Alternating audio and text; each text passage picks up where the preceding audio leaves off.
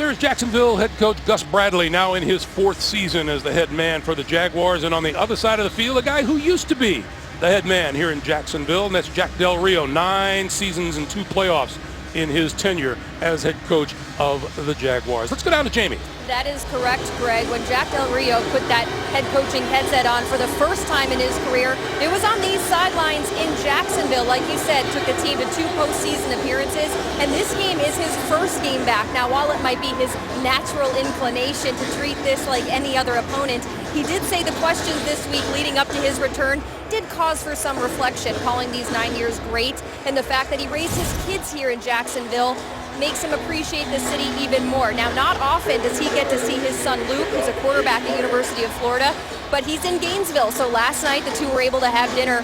The Gators are on a bye week. We'll talk more about that later, but Luke and his dad, Jack, had a nice little dinner together, Greg. That's one proud papa, too, Jamie. Thank you very much. The Jacksonville Jaguars won the toss. They have deferred, and they will kick it off to the Raiders. Beautiful, beautiful, beautiful afternoon here in northern Florida. This kick will go into the end zone, will not be returned by Jalen Richard. And so we'll start at the 25-yard line, and that means Raiders quarterback Derek Carr, selected in the 2nd round of the 2014 draft, trying to take the Raiders back to the postseason promised land. 12 touchdown passes against 3 picks. Trent, he's coming along nicely, I think, as the Raiders would say. You know, and you talk to the guys on the team and the coaches on the team, and they can't say enough about his leadership. Yes, he has great skills. We've talked about that here in the open, his ability to throw the ball all over the field, the decision-making, but it's his leadership that's making a difference in the locker room. From the 25-yard line as we get it underway. This is DeAndre Washington, and Washington picking his way through the left side across the 30 to about the 31-yard line. The veteran on the Oakland offensive line is the left tackle, Donald Penn, in his 11th season out of Utah State. And one half of the Raiders' talented wide receiver duo is Michael Crabtree, who has caught 5 of Derek Carr's 12 touchdown passes.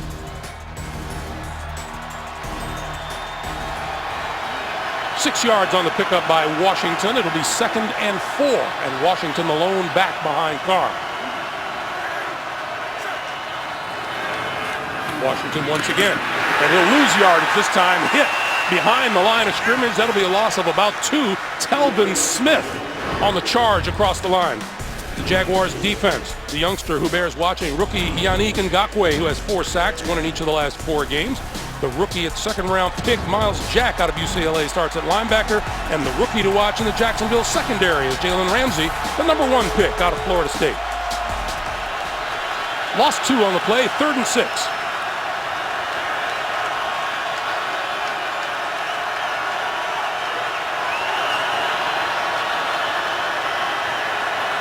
Jaguars drop back into the secondary. Carr pulls on, now throws, sideline, incomplete. Overthrew his intended receiver, Michael Crabtree. And Greg, that was great timing by the Jaguars defense. They had all the defenders up near the line of scrimmage, only 1 safety deep. It appeared they were going to bring pressure, go man-to-man. Right at the last second, they decided to drop the safety out. Look how they have everybody near the line of scrimmage. Then they drop the linebackers out, they drop safety out, they go to a cover 2. So if you change the play at the line of scrimmage, by the time they made that late adjustment, you didn't have enough time to change it into something else. So good timing on their switch up there by the Jaguars defense. Marquette King punts it away to Rashad Green. And Green, this is returnable from about the 13-yard line. Across the 20, out to about the 22. So that's where Jacksonville will get it started. And Jaguars quarterback Blake Bortles, selected in the 1st round of the 2014 draft. 35 touchdown passes a season ago, 8 so far this year throwing, and he has rushed for another. He's not quite on the same path Derek Carr has been, but the Jaguars like the improvement they've seen. They do like the improvement in the fact that he has the young talent around him. Allen Robinson, Allen Hurns, all of them, including Bortles, just in their 3rd year. So they have high expectations for this group moving forward. T.J. Yeldon, the only back behind Blake Bortles on 1st down. And Bortles, short drop, pulls it down, now throws, and that is tipped and incomplete. Intended for the tight end, Julius Thomas. Up front for Jacksonville, left tackle Kelvin Beachum. Practice time was limited by a bad knee this week, but he starts today. And the Jaguars are a handful at wide receiver. Pro Bowler Allen Robinson led the NFL with 14 touchdown catches last year. He has 3 so far this season.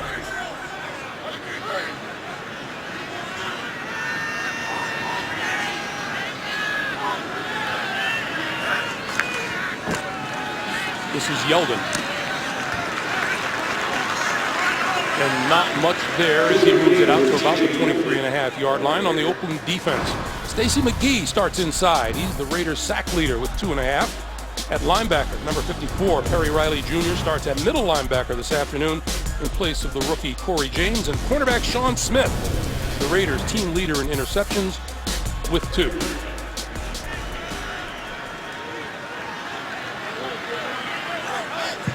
Jacksonville not very successful on offensive possessions for the first time in a game this season. No opening drive touchdowns the last 19 games, in fact. This is 3rd and 8. Bortles with time. Lots of time, and over the middle, and he threw it behind his intended receiver at the 40-yard line, and that was Allen Robinson. A lot of battles going on there between Robinson and Sean Smith. Sean Smith ends up falling off there at the end of the route. But watch all the hand contact between the two of them up the field. Robinson looking for the penalty. Looks like there's a little give and take by both players. Hear the reaction of the crowd as they look at the replay. Brad Nortman to punt it away to Jalen Richard. Richard, the rookie free agent out of Southern Miss, standing at his own 26-yard line. Nortman booms it out of there. And this is Richard from the 19. Not much room as he works his way back up to close to the 30-yard line. That is where Oakland will go back to work on offense when we come back to Jacksonville, scoreless in the first.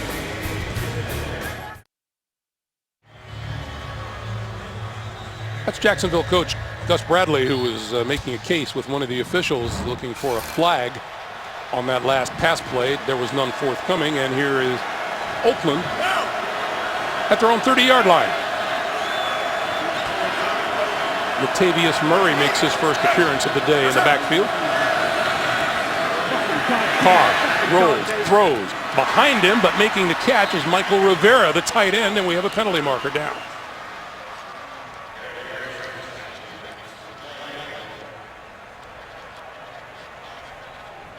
Our referee today is Jeff Triplett. Offside. Defense, number 56, lined up in the neutral zone. That penalty is declined. The result of the play is first down. That's Dante Fowler guilty of the penalty.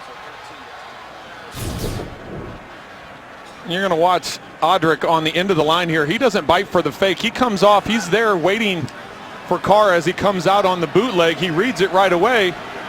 The problem is Rivera, working from the backside, is able to get open, and Carr with a somewhat accurate throw. Nice catch by Rivera, a little bit on his back hip. He's in the zone. Carr to this sideline, and that misses connections with Crabtree. Let's talk about your keys for the day.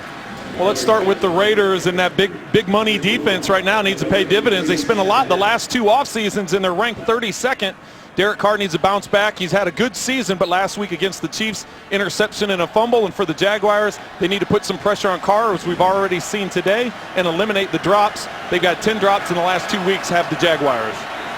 You know, you mention drops every week. That's the quarterback in you. That's right. It gets under your skin a little bit. Carr with time, flips it out. That's complete to Seth Roberts, and Roberts tackled at about the 46-yard line. That's not enough for first down. Aaron Colvin making the tackle.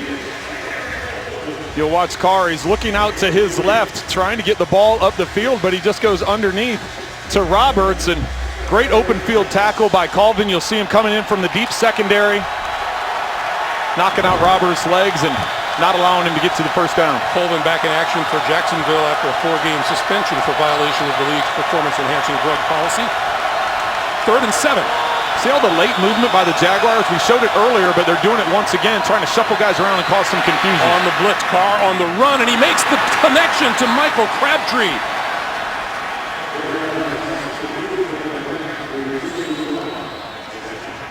That's It's a nice job of throwing on the run by Derek Carr. It is, and he recognizes that he doesn't have anybody over to his left to block Colvin as he's coming with safety pressure, and that time there, Amukamara coming up and making the tackle. That ball floated in the air. I tell you what, I was sitting up here in the box, I said, man, with it floating that much, you usually see a defensive back undercut it, but Crabtree came back to the football and was able to have the distance to get the first down. Good for 11 yards and a first down at the Jacksonville 43, and we have movement up front and flags all over the field.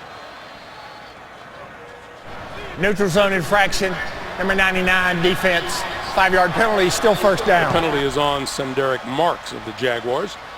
Michael Crabtree, 25 of his 31 catches, and now 26 of 32 have gone for a first down, tied for the NFL lead with those 5 touchdown catches we told you about.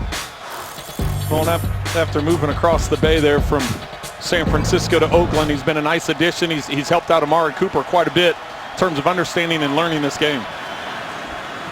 The fake to Latavius Murray. Carr gonna lob it, has his man open, and he's got him inside the 15-yard line. That's Seth Roberts.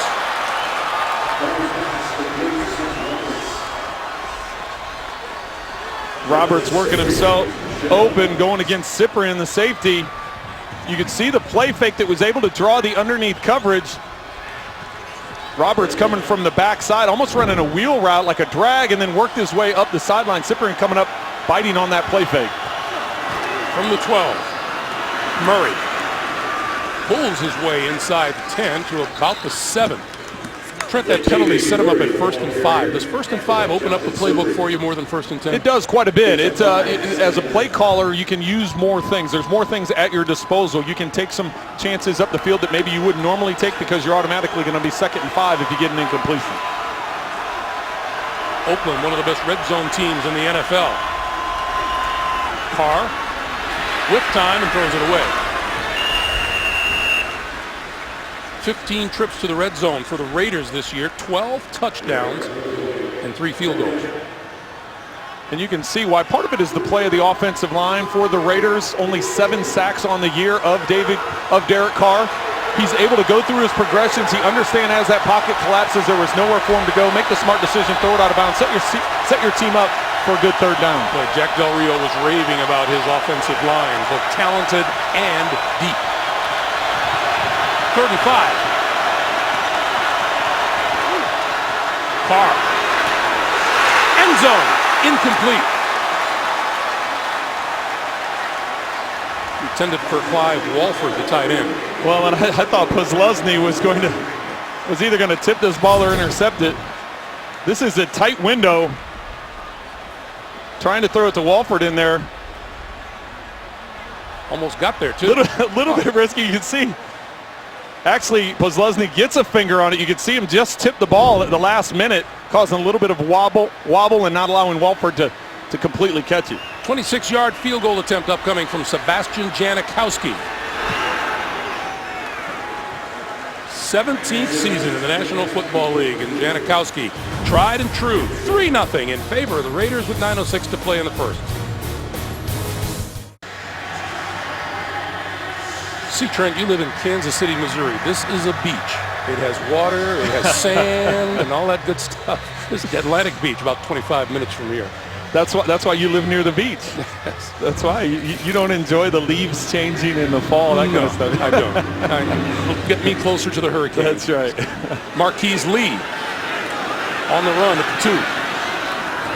Back to the 20, across the 30, and out to about the 33-yard line. Let's talk a little bit about Blake Bortles. Well, when you try and break him down on film and you see what he does well, it's pretty easy to pick out the fact that he has a strong arm. He can make all the throws down the field. He's got a big arm. He throws well on the run. He's 77% when he breaks outside the pocket or there's a called throw outside the pocket. The thing that he's had a little trouble with this year, understanding the game management of it, when you can take those risks and when you need to try and squeeze it in there, and he's just got to do a better job of that as this season progresses. He's done a good job the last 2 weeks, which are both wins.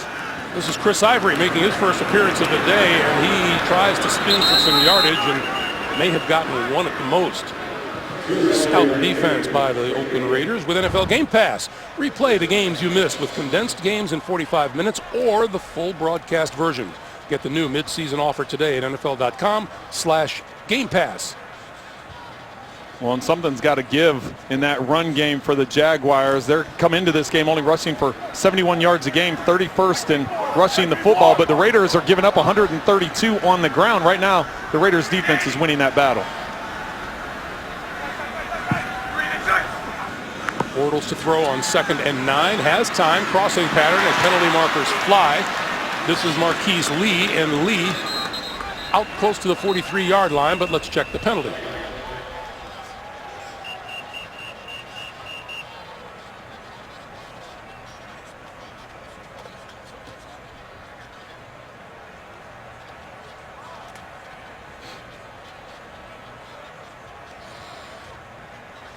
Pretty much good at guessing the penalty where the flag comes from. Well, I think they're going to get holding on the defense. I think they're going to get holding up the field. I'm not sure who it was that was on Walford, but Walford was working the middle of the field, and it looked like that's where the flag came in.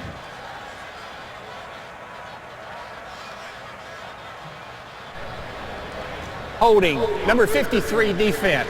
That 5-yard penalty to be enforced results in an automatic first down. So Malcolm Smith is guilty of the hold, and it's a first down for Jacksonville. Let's take another look. Well, and that's going to be Malcolm Smith there, and you see Walford coming up the field. That's where I believe the hold takes place. You can see as he's cupping him around with his hand, that's where the flag comes in. Oakland's 53rd penalty of this season. That is the most in the NFL.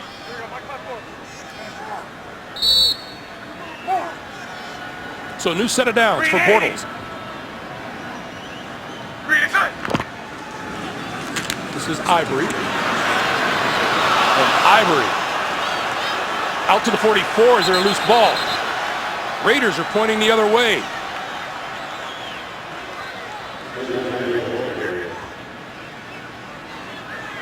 And they're having a tough time unstacking him. Still no indication yet from the officials.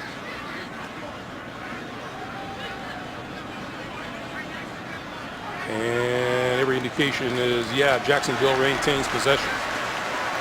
And Greg, just to make fun of myself, I think I said that Walford and Malcolm Smith, Walford obviously is the tight end for the Raiders, so that was Mercedes Lewis that the holding call Malcolm Smith was holding on. So here's the fumble that just took place with Chris Ivory. See, the ball clearly comes out before the knees come down. Perry Riley Jr. has a chance to get that ball, but Ivory was able to bring it back in. 2nd and 4. Give it once again, this time to T.J. Yeldon. And Yeldon brought to a stop just as he crossed the 45-yard line. If you ever run into Trent Green in the airport, ask him about some of the unspeakable things that happen at the bottom of a pile.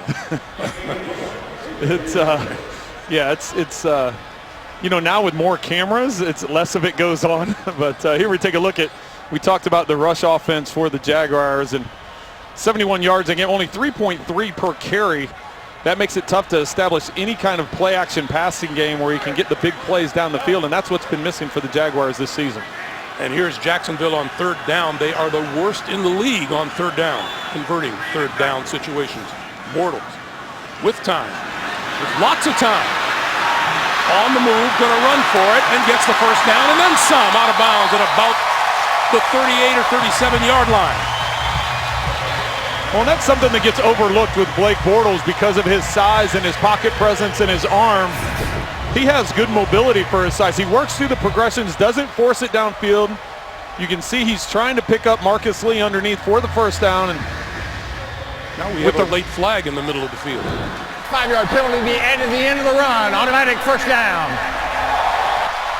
So Jeff Triplett calls a hole on the Raiders defense, and they're going to move it even further. Line of scrimmage will be the 32. Well, that's maybe why with that man-to-man coverage he wasn't able to get anybody open. But good decision by Bortles, not forcing it, taking off and run where he had the space to the sideline. 17-yard run by Bortles, and the other 5 for the hold. Yeldon in the backfield. Bortles to throw. Time again, and overthrows his intended receiver, Julius Thomas. Update time. Thanks for standing up for me, JB. He did stand up for me, didn't he? You see how he said it? He put himself in there, but he didn't mean it. Right. He really didn't mean it. On 2nd and 10. Running to the near side is Bortles, and Bortles out of bounds close to the 20. Let's see if he has enough for the first down. They will mark him out at about the 21, and that is good for a first down. When you're going to see this is a called run. He has a lead blocker coming around. Aurelius Ben is in at the wide receiver spot. He works behind the line of scrimmage. Watch Ben come out in front. He's out there to seal the edge. Bruce Irving bites on the fake, and Bortles able to get the first down. Bortles 2 for 28 running the football so far. From the shotgun. Running out of time. Hit from behind. Is that a loose football? His arm was coming forward. Jeff Triplett comes in and calls it an incomplete pass. Even gives us a little sidearm sling to prove his point a little bit. Bruce Irvin appeared to be the Raider to get to him. Right there, number 51.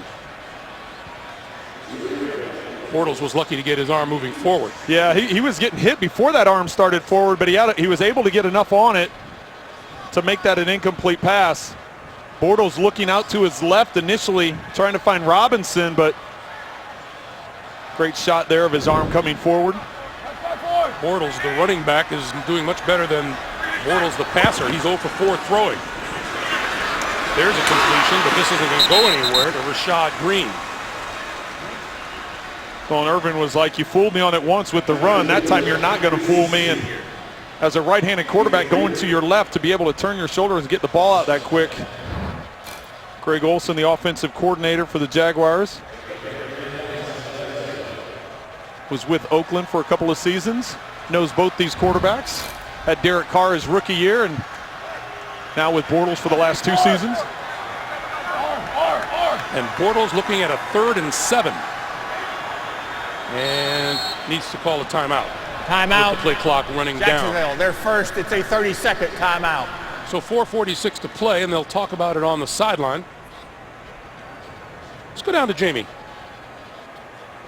Greg, I spoke with offensive coordinator Greg Olson before this game. Now, he overlaps with both Derek Carr and Blake Bortles in his career, making stops in Oakland and now Jacksonville. And really, when you talk about the commonalities between these two quarterbacks, he said it's their competitive nature, their preparedness, and the upside they have in this league. But you can see the physical differences between these two. Now, Bortles and Carr do have a relationship as well, and Carr made sure to text Blake when Greg Olson got that job to make sure he knew he was in good hands. Yeah, in fact, thank you, Jamie. In fact, Derek Carr made it clear he stays in touch with a lot of people during the week. Got to know a lot of those guys during the draft process, the combine process. Big 3rd down here for the Jaguars. With time, throwing for the corner of the end zone, up in the air, and intercepted by David Amerson. His 2nd of the season. We'll take another look, but Trent, that never looked open.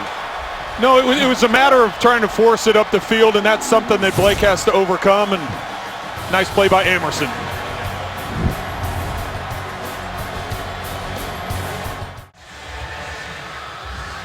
We're going to take a look at the interception here. We're going to have Hearns on an out route, and then you got Lee working the corner route, but I want you to keep your eye on David Amerson. That is who Blake Bortles needs to look at. You're coming out, you're keeping your eyes to the flat. You want to draw the corner to the flat, make him think that's where you're going, then you can lay it up over the top. The problem is Hearns didn't take that route deep enough, so Amerson was able to see the eyes of Bortles, drift right back into it, and come up with the interception. Amerson's 2nd pick of the season. Bortles with his 51st turnover since he came into the league. That's the most in the NFL during that period of time. Derek Carr with time, throwing far side of the field. That is complete to Crabtree, and Crabtree out to about the 23. Back to New York, JB and Tony. All right, guys, thank you. Kansas City on a roll coming off of that win against the Oakland Raiders a week ago. 2nd and 7. And this is Latavius Murray. Stood up at the 25-yard line by Paul Posluszny in his 10th season out of Penn State, and maybe playing the best football of his career. It really is, and if you watch what he's been able to do this season, and the fact that he has young linebackers that he's trying to teach and coach, you can see the intensity in his eyes, reading what's going on in front of him with the blocking scheme. He even admits he thinks with all the youth around him and the teaching mode that he's gotten into, it's rejuvenated him a little bit, and he feels like he's playing as well as he's played. Paul Posluszny out of Penn State. How good did he feel when he woke up this morning? Heck of a win by Penn State. Yeah, upsetting Ohio State last night. 34. That pass is complete and enough for the first down across the 30, and once again, it is Michael Crabtree. It appeared that Amukamara either stumbled or slipped right at the top of the route for Crabtree. You see him stumble there just a little bit. That allowed Crabtree to catch the ball and had enough momentum to get it across the chains. Michael Crabtree, 3 catches for 20 yards on the day. And a first down as we come up on 2:45 to play here in the first quarter. That's it. Tavius Murray. And he nudges across the 35 to the 36. A reminder for you, tomorrow, TV's #1 new comedy now starts a half hour earlier. Don't miss special guest Ray Romano when he visits Kevin Can Wait tomorrow at 8, 7 Central, only CBS. It's interesting, Greg, here. We haven't even talked about Amari Cooper other than the open. He's been matched up with Jalen Ramsey. Haven't even looked Cooper's way so far today, and we're here nearing the end of the first quarter. 2nd and 5. It's a fucking flip. Meanwhile, Murray, left side, penalty markers fly, and his forward progress will be about 39. Now let's check the flag. Offside, 56. Defense lined up in the neutral zone. 5-yard penalty. Still 2nd down. Second time today for Dante Fowler. You know, I asked Derek Carr when we met with him yesterday, just because a guy has a reputation as Jalen Ramsey is getting as a quality cornerback, does that cause you to be cautious and steer away from him? And Derek Carr says you can't do that. You can't completely avoid him, but you definitely have to pick your spots, especially when you have a talent like Amari Cooper. You know that if you continually go there and that's the matchup you're going to have. Ramsey very long. You see he's got good reach, good speed. They talked about his speed, but it's his arms and his reach that he's able to make a lot of his plays. Carr gives it off to Murray, and Murray close to the 44-yard line. Minute and a half to play in the first. Raiders trying to work the running game. Right now, 6 carries for only 19 yards, but consistently trying to push that rushing game to take some of the pressure off Derek Carr. That rushing game comes into the week the 13th best in the league. They have 3 different running backs with more than 150 yards rushing on the season. Murray in the backfield is one of them, 2nd and 8.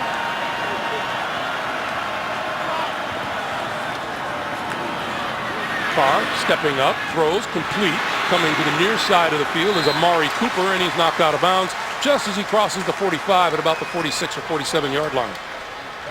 A reminder for you, your weekend begins on Thursday when these Jacksonville Jaguars visit the Tennessee Titans, only on NFL Network.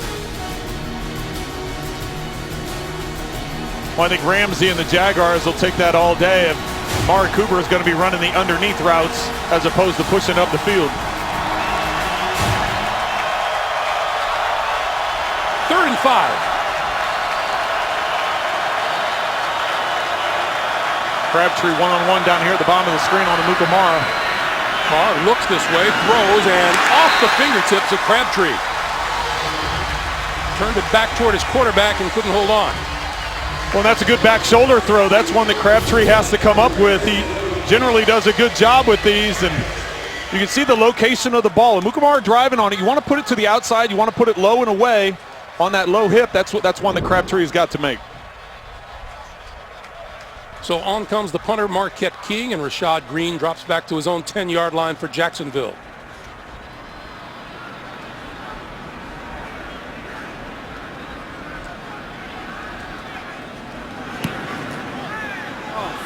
End-over-end line drive kick, and off the hands of Green, covered down inside the 20-yard line. It looks like Oakland may have it. Yeah, they do.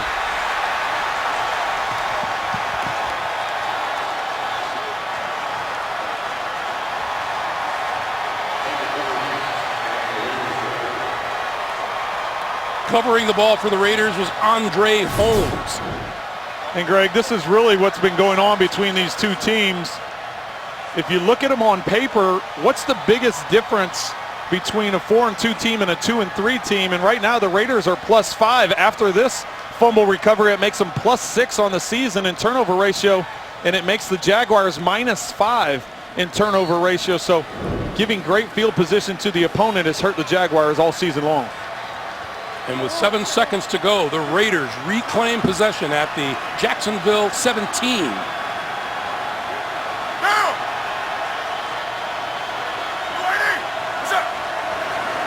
Carr with time over the middle and complete.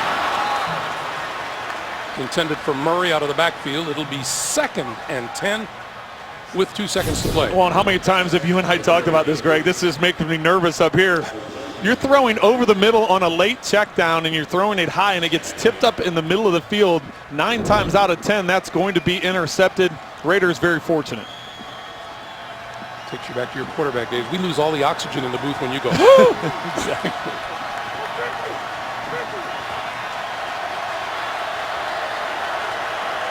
On 2nd and 10.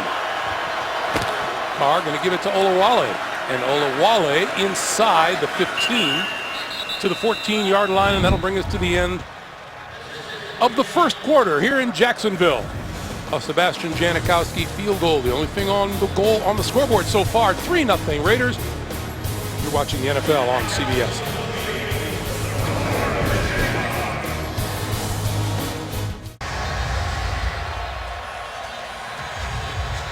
Back in Jacksonville for the start of the second quarter on an absolutely beautiful afternoon. 70 degrees, sunshine, and 0 chance of rain. Oakland with the ball at the Jacksonville 14. 7 yards for a first down, 14 yards for a touchdown.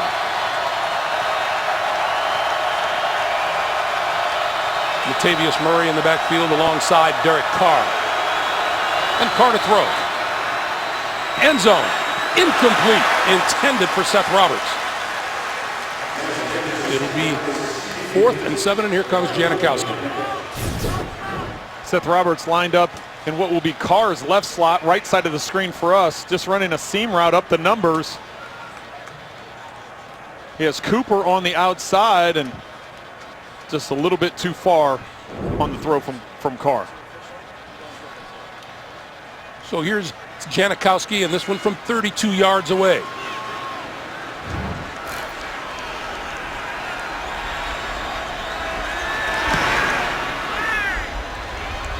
The man is a machine, isn't he? And has been for a long time in the National Football League. 14:55 to play in the first half. The Raiders lead is 6-0.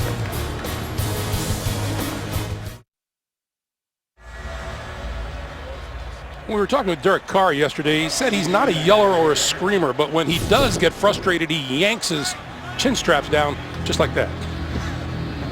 You know, but watch Jack Del Rio. Watch.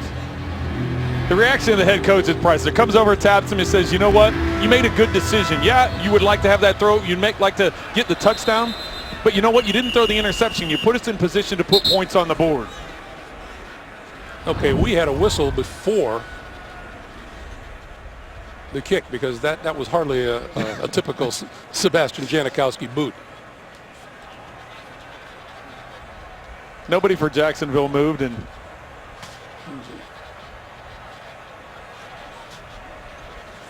yeah, there's usually some communication between the officials that we're ready to go. 1, 2, 3, 4, 5, 6, 7. They're all talking this thing out. Reset the game clock to 14:52. So we'll do that.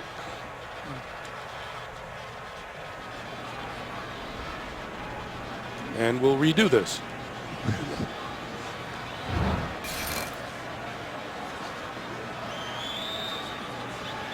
You know, Sebastian Janikowski, Adam Vinatieri, they're modern-day miracles in this game, aren't they? Well, he's, you know, you see Sebastian shake his head when the official handed him the ball. He's like, I've only kicked the ball off like 1,000 times, and it's I happened to go a little early that time. So He's more accustomed to kicking it through the end zone. Oh, he's going to keep this one low and bounce it, and it's taken at about the 7-yard line. Brought back to the 15 and out of bounds at about the 20 by Aurelius Ben, the wide receiver who caught the game-winning touchdown at Chicago a week ago. We have a late penalty flag down.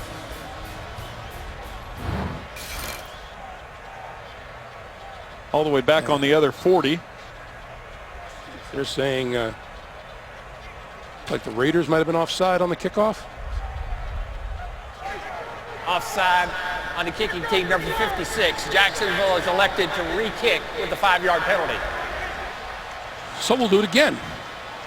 Well, that last time, Janikowski just did a little pooch kick trying to keep him inside the 25 instead of hammering it into the end zone. With them moving it back 5 yards, I wonder if he'll go all out on this one. Do we get the cannon shot on this one? Right. The sonic boom that we can hear. You know, every once in a while you see a player who might have been offside. It looked like it was a team effort that time. Yeah.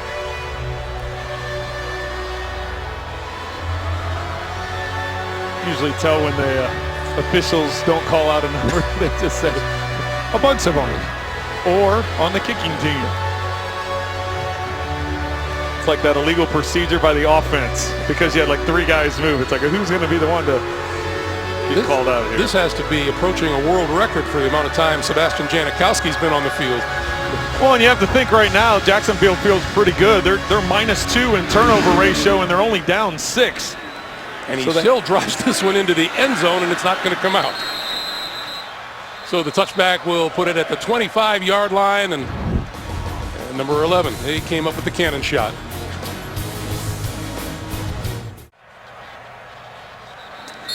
Well, after those special teams drills, we're starting at the Jacksonville 25-yard line.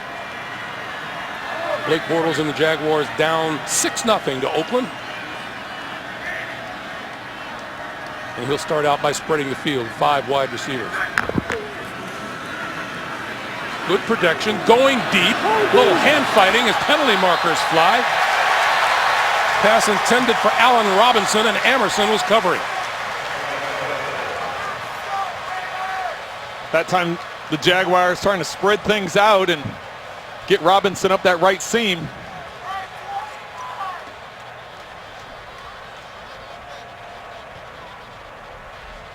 See that right arm of Emerson reaching out and hooking that left arm of Robinson.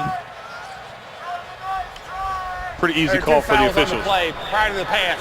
Holding number 29 defense. That penalty's declined. Pass interference, number 29 defense. That penalty is accepted. The ball was placed in the spot of the foul. First down. Trent, does a cornerback reach out and grab someone in the hopes that it won't be seen? Well, they reach out and grab because they don't want to give up the touchdown. And I think as defensive coaches, they would rather, instead of a guy just flat out beating you and giving up a quick 6, go ahead and grab him and prevent that from happening. All right, from midfield, Ivory, this side, 30, 20, and knocked out of bounds inside the 10-yard line. It'll be first and goal. Reggie Nelson pushed him out. 43-yard pickup. Well, and Jack Del Rio talked to us about it. He said they're going to, defensively, they have a lot of good plays. The problem is the big plays. He said, we played solid all year. It's just a play here or there that gives up the big play. And prior to that play, prior to these last 2 plays, the defense had been playing outstanding. Jaguars only 41 yards in the first quarter. Now all of a sudden they've moved the whole field in 2 plays. Of course, the penalty helped with 1 in the big run that just happened. Adjusted to a 42-yard gain. First and goal. Ivory again. And looks like Ivory's going to lose a yard on this play back to the 9.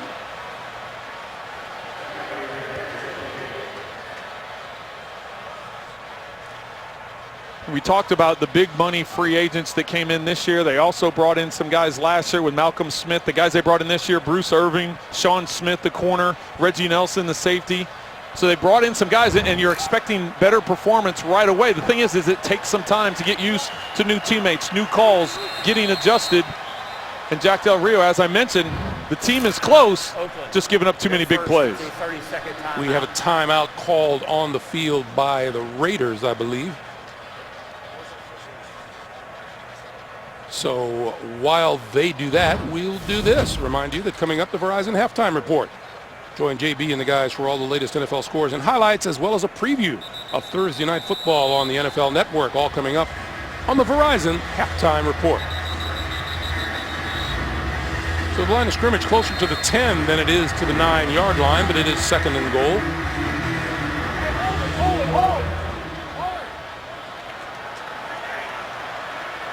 Bortles again spreads the field.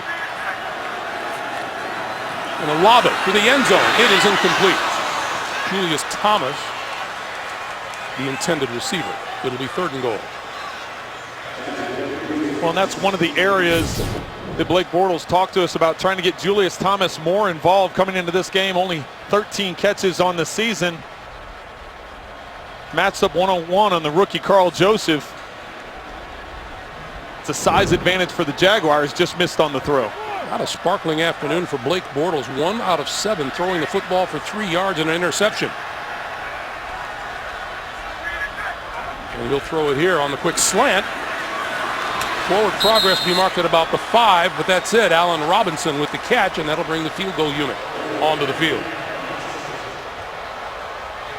And I know the fans here in Jacksonville aren't real happy with that play call, but protect the football, get some points on the board. You have to take advantage of this drive.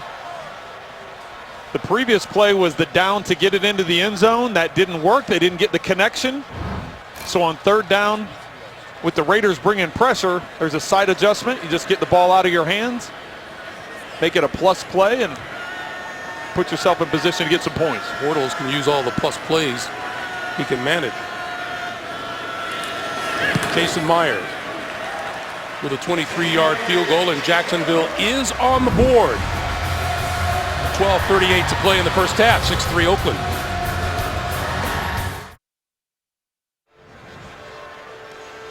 That's defensive lineman Stacy McGee. The Raiders headed to the locker room. We'll see if we can find out what's up with him. 12:38 to play in the first half. And Jason Myers, who just booted a 23-yard field goal, getting set to kick it away to Jalen Richard.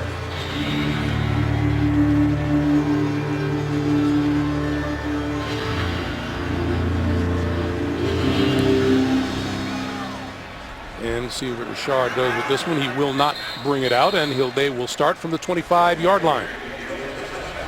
Let's talk about Derek Carr, what you look for from him. Well, the first thing is he's good against the blitz, and that's why teams don't bring a lot of pressure. For Jacksonville, they don't like bringing a lot of blitz. It's mainly they're down 4, but Derek Carr completing 76% against blitz pressure. Throws the deep ball well. He does a nice job with that. If you look at how many times he throws it down the field, obviously those dynamic receivers he has. And then sometimes the only negative you can really say is he trusts his arm too much. Sometimes he gets outside the pocket and he tries making a throw when you feel like you can make every throw. Sometimes you try squeezing it in there a little too much. Hard to find anything, a whole lot of negative talk with Derek Carr. He's having such a productive season this year and, of course, last year. Here comes the end around, and this is Johnny Holton, and Holton with blockers in front of him and lots of running room across midfield and into Jacksonville territory for a first down, shoved out of bounds by Jonathan Cyprien. He'll be marked out at about the 46-yard line. That's a 29-yard pickup. Well, this is just going to be a fear. You're going to peel back around and come around on it. Just the play fake here. You want to get the defense flowing. That's what the Raiders do. They do the play fake out to the left, and they flip it around. Got a couple blockers out in front. Jaguars very lucky that didn't end up in a touchdown. First down very quickly now. The Raiders in Jacksonville territory. This is DeAndre Washington, and Washington ducks inside the 45, fights his way to about the 41. Update time. All right, guys, thank you. You know, Andrew Luck is such a competitor. He's not going to sit still for this lackadaisical approach to the game that the Colts have shown so far this season. Yeah, you're just waiting for him to unload. He's struggled so far this year, but it looks like they're dialed in today. Latavius Murray breaking through on the right side and down close to the 30-yard line. That's another first down for Oakland. Well, for the Raiders offense, it's nice to have Latavius Murray back. He's missed some games due to injury, and Raiders have a lot of success running to the left side of the offensive line. That time everything collapsed and Murray's able to cut it back.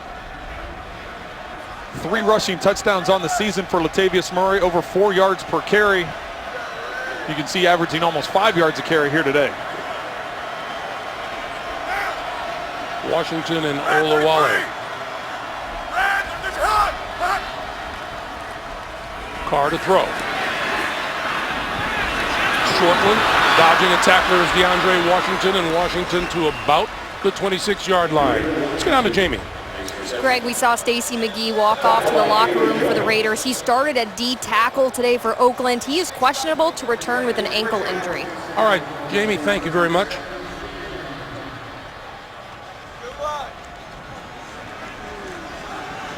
Jack Del Rio telling us yesterday that he likes his depth on the offensive line and kind of sometimes sacrifices the other positions in order to keep that there. Washington. And Washington stood up at the 25.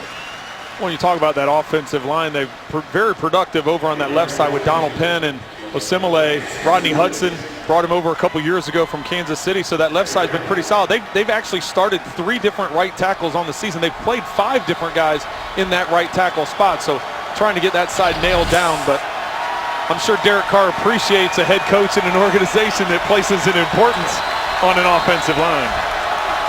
He carries 10, which is more than the average coach carries around the NFL. 3rd and 4. Olawale looking for running room and finding it, dipping inside the 20 to the 18-yard line, and that'll be a first down for the Raiders. Olawale's lined up in the backfield. He's just going to give a quick counter step and come in. He's going to follow Austin Howard. Comes around, the tackle comes around on the counter play, able to kick out the Jaguars and give room for Olawale to turn it up inside. So the Raiders now with a first down at the Jacksonville 18. Clock continues to move, 8:40 to play in the first half. Washington is out, Latavius Murray onto the field, and that's Murray switching sides next to Derek Carr, who will give it to Murray. And Murray, left side, inside the 15 to about the 12.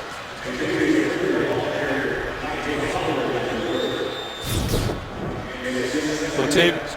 I'm sorry, Trent. No, I was just going to say, talk about his patience there. He comes around, he has a lead blocker, trying to allow him to set it up. Gabe Jackson comes around on the counter play where he's working across in the backfield, and you see the rushing comparisons there. Jacksonville, the majority of that coming on the one big run by Chris Ivory.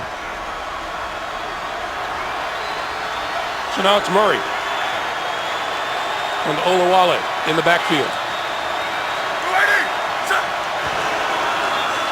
Latavius Murray bouncing off of tackles, trying to turn it upfield. He'll get as far as maybe the 11-yard line. Latavius Murray, I was going to say, he's been such a promising runner for so long, but the injury bug has always had something to do with him. And even now, he's just back after missing the last 2 weeks with a turf toe. Well, and that's the thing. You see a big, strong running back, and as you said, when he's healthy, he's very good. He reminds me a lot of McFadden, who they had there for several years. When McFadden was healthy, he was a productive back. It's a matter of staying healthy. So Latavius Murray helps out this offense a lot when he's on the field and able to be healthy. Big third down here for the Jacksonville defense.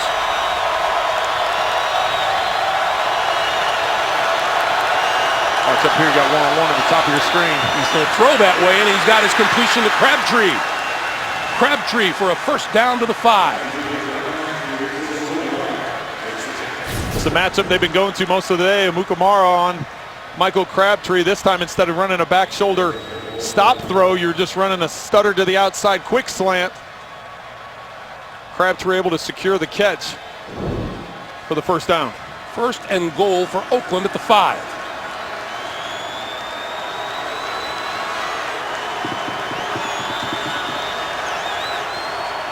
Carr will go under center now with Olawale, the only back behind him. And he'll get the handoff to about the 3, maybe the 2. We'll see where they spot it. Paul Posluszny. making the stop. One with Latavius Murray having the injuries and not being able to be there for the Raiders in the red zone throughout most of the season. He leads the team with 3 rushing touchdowns, but Olawale picking up the slack. Doesn't get the football a lot, but down in the red zone he does. He has 2 rushing touchdowns on the season. How about this ground game for the Raiders? 8 rushes on this 10-play drive.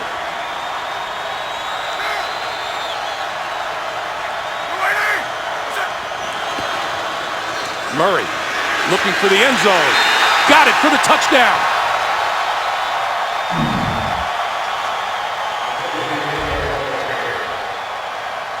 And it's that left side of the line again.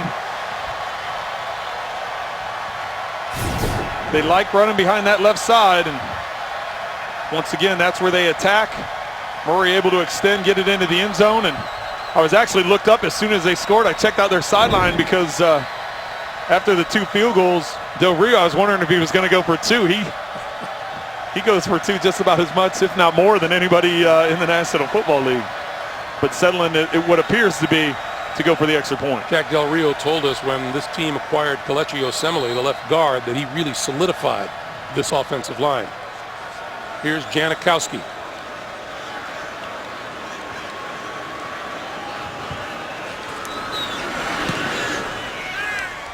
Like clockwork.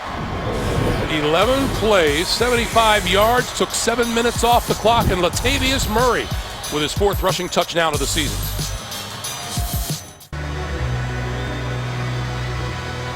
We welcome you back to Everbank Field here in Jacksonville, where the Jaguars trail the Oakland Raiders 13-3. There's that scoring drive. The Raiders put the first touchdown of the day on the board. This one into the end zone will not be returned by Marquise Lee, and they'll start from the 25-yard line. Getting to be that time where number 5 has to find a little offense. 5:32 to play in the first half.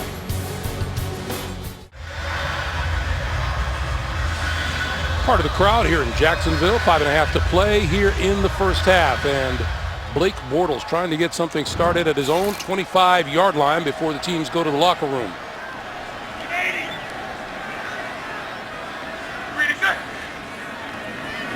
Bortles still with the ball, now pulls it down and got to get rid of it and threw it away. It'll be 2nd and 10. How is Blake Bortles looking today, Trent? Well, he's been struggling, and it goes without saying. Right now he's sitting 2 for 9, this time under pressure by Irving, trying to work through his progressions. Interception in the corner of the end zone after staring down Lee. Emerson falling off on it, and here having Julius Thomas to the corner in a great matchup, size matchup, just missing the throw. And an Oakland Raider defense, as you see T.J. Yeldon looking for running room and getting himself a first down and then some out of bounds. But a Raider defense that is dead last in the NFL in pass defense, and Bortles has managed just 8-yard throwing. Well, and that's why Jack Del Rio told us there wasn't a lot of panic. He said, listen, we understand the media's perception and we understand the numbers. We're last in pass defense, we're last in defense, but he feels like his defense is better than that. He feels like they have some good players on that side. It's just a matter of all coming together, and so far today they have been. Bortles with time, has a man open and underthrew it, and it bounced off the defender, incomplete. Mercedes Lewis, the intended receiver, and Malcolm Smith defending. Looked like he needed to lead him a bit more, Trent. Yeah, he threw this too far back, and Lewis actually has a step on Malcolm Smith. If you get that to the outside, it's going to be a completion. See Lewis coming back for it, just goes off the helmet of Malcolm Smith. Fortunately for the Jaguars, it's not intercepted. 2nd and 10. Bortles to the sideline. That is complete, and out of bounds across the 45 is Julius Thomas. It'll be 3rd and about 3. Well, and you can see the Jaguars, even though that ball went out of bounds, they're trying to go with an up-tempo, trying to change things up a little bit. Gus Bradley talked to us a week ago in Chicago. They changed the tempo up a little bit. Hopefully that can get Blake Bortles into a rhythm. As you look at his last 10 throws, they got that key interception and only 3 of 10 for 15 yards. And we get a whistle and a timeout here. Timeout. Called by Oakland. Their second. So they use their second here in the first half, and we take a break. And coming back to Jacksonville with 4:14 to play.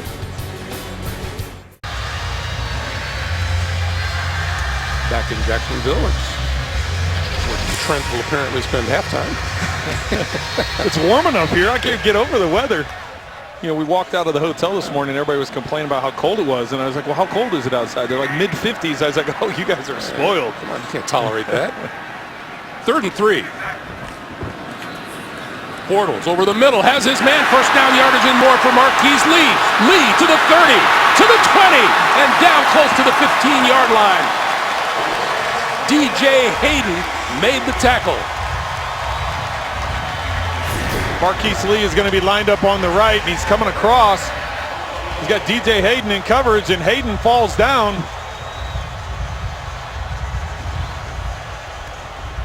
That's a 38-yard pickup, and Jacksonville now at the Oakland 15. 3:40 to play, and 2 timeouts. This is Yeldon. Yeldon for 2, and it'll be 2nd and 8. Well, that was a much-needed play for the Jaguars. Not getting anything going offensively. Up until that point, 3 of 11 in the passing game, only 15 yards and in 1 completion, getting a 38-yard chunk. So you can see changing this tempo up has helped Bortles with his rhythm. Bortles going to go to this side of the field, and that's complete to Thomas, the tight end. And he is out of bounds at about the 8-yard line. So it'll be 3rd and about 3. Well, and that's a matchup they wanted. We talked about it earlier when they just missed the touchdown. Having Julius Thomas matched up on the rookie Carl Joseph in the slot. That time having Thomas lined up one-on-one on the outside. Reggie Nelson came running over the top right before the snap, just trying to give some help in case that was a fade route. They mark it at the 9, so it is 3rd and 4, and Bortles needs the 5-yard line for a first down. Bortles spins out of trouble. Penalty marker down in the backfield.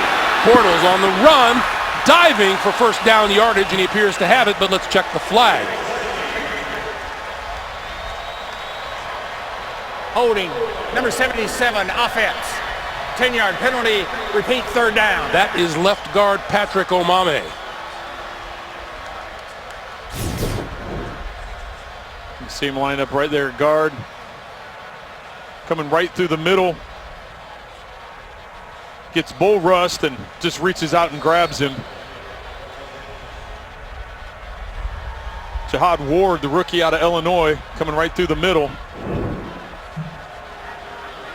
So instead of 1st and goal, and maybe without the penalty, Bortles doesn't get that far. Correct. It's 3rd and 14.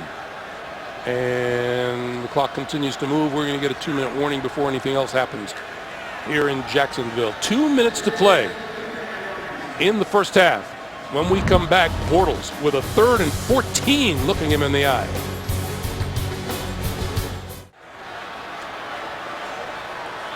We're back in Jacksonville as the Jaguars go to work on 3rd and 14.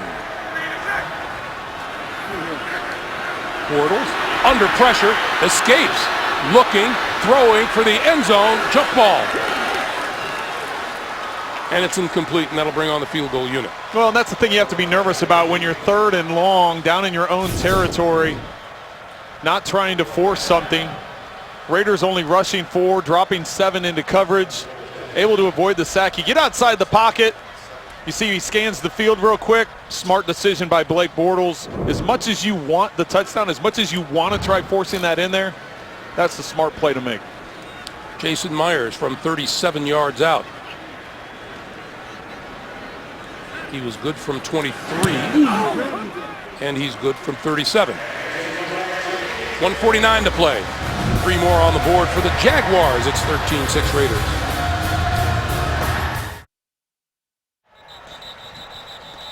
Stacey McGee has reappeared on the field with 1:49. So Jason Myers set to kick it to the Raiders, who will get the football with 1 timeout remaining here in the first half.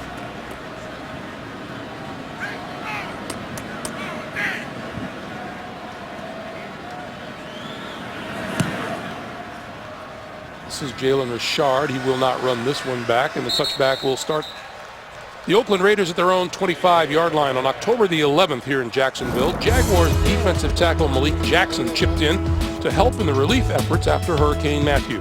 He assisted employees of the Jacksonville Electric Authority that were working to restore power to homes with outages. Good for him. It's great to see. New to the community, new to the team. He's playing outstanding on the field, and nice to see him contributing in the community as well. Got a little windy in these parts, Joe. 1:49 to play. You live down the road, so you know that, right? Carr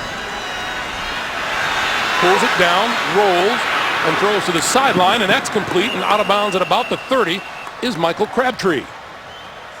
Just a reminder, coming up on the Verizon Halftime Report, JV and the guys back in New York with scores and highlights and a preview of Thursday Night Football on the NFL Network, all coming up on the Verizon Halftime Report. We've seen a lot of Michael Crabtree and not so much of Amari Cooper in the first half. Well, and that says a lot about Jalen Ramsey, and you know, even though Derek Carr said you don't want to go at him too much because of the plays that he can make, you also, right now, you're eliminating Amari Cooper from the game just because of the ability of Jalen Ramsey to shut him down.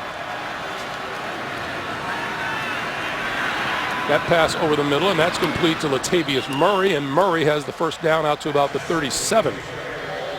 And the clock continues to move with a minute and a half. Well, and the Raiders still have the one timeout. You have to remember they have one of the biggest legs in the National Football League in Janikowski also, so you can get to about the 45. You're giving Janikowski a shot. Cooper just one catch for 4 yards today. Crabtree 5 catches for 32. And that pass over the middle, bobbled and dropped incomplete. That was in and out of the hands of Latavius Murray, and stops the clock with 1:08. And I apologize, Greg. Did you hear me again? You talked earlier about me taking the air out of the booth when that ball tips up over the middle.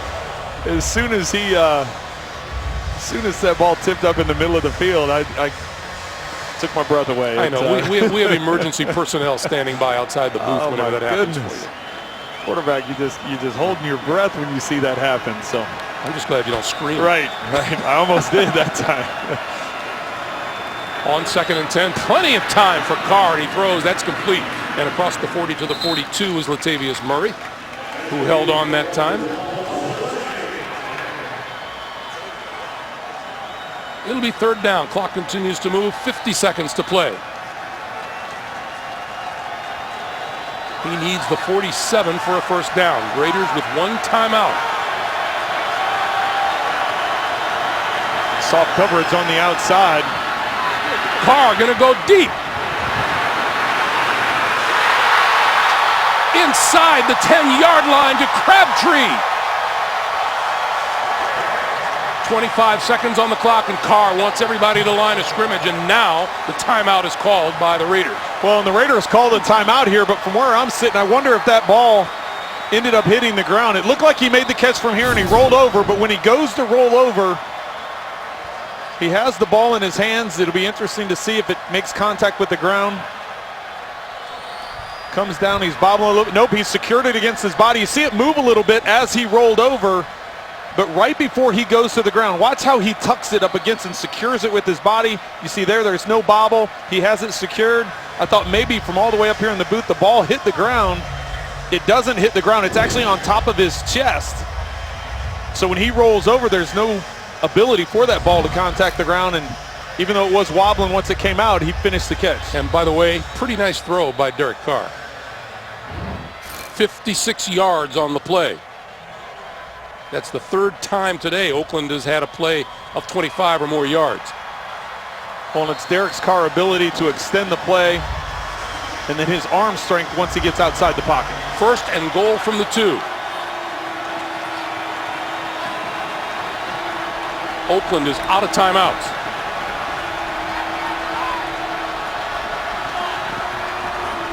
Carr going to throw for it. Looks right, throws left. It is caught, but out of bounds. Seth Roberts pulled it down in the very corner of the end zone.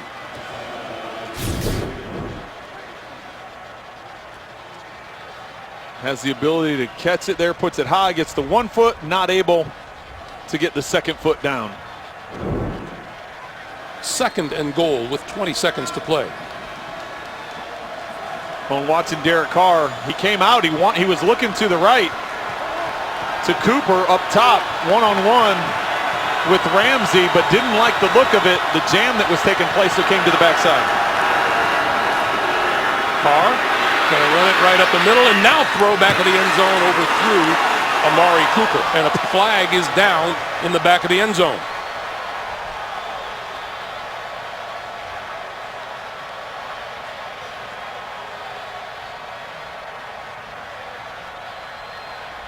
Could have been the Cooper went out of bounds in the back of the end zone and then came back in and touched it, or Cyprian with the bump. There's no foul for defensive holding as the ball has already had been thrown to another receiver.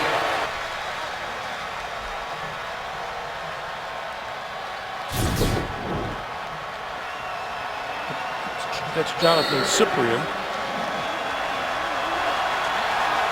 You see Cyprian has his hands on Cooper, but the official put the flag away. 3rd and goal.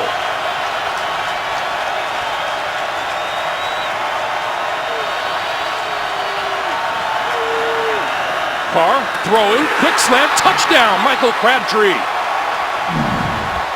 With the kind of first half he has had, that's only fitting. And we have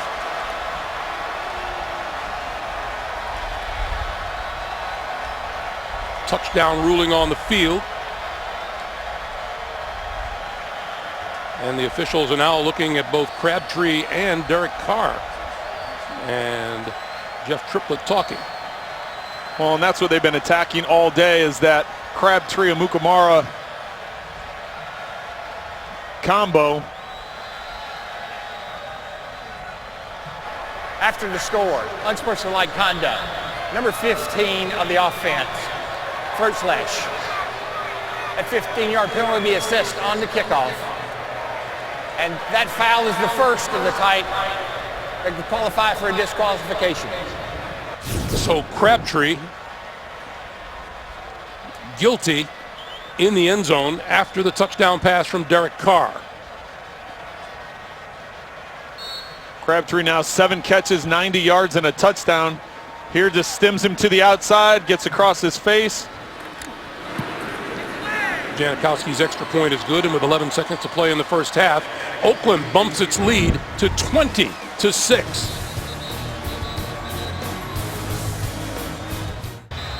Here's the reason for the penalty, Trent. Watch this, he throws it up in the air, immediately goes with his right hand to the throat. That's what's called as a throat slash.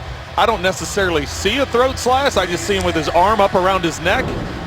Very subtle, but the officials were in place, and that's the call they made. Marquise Lee from inside his own 10-yard line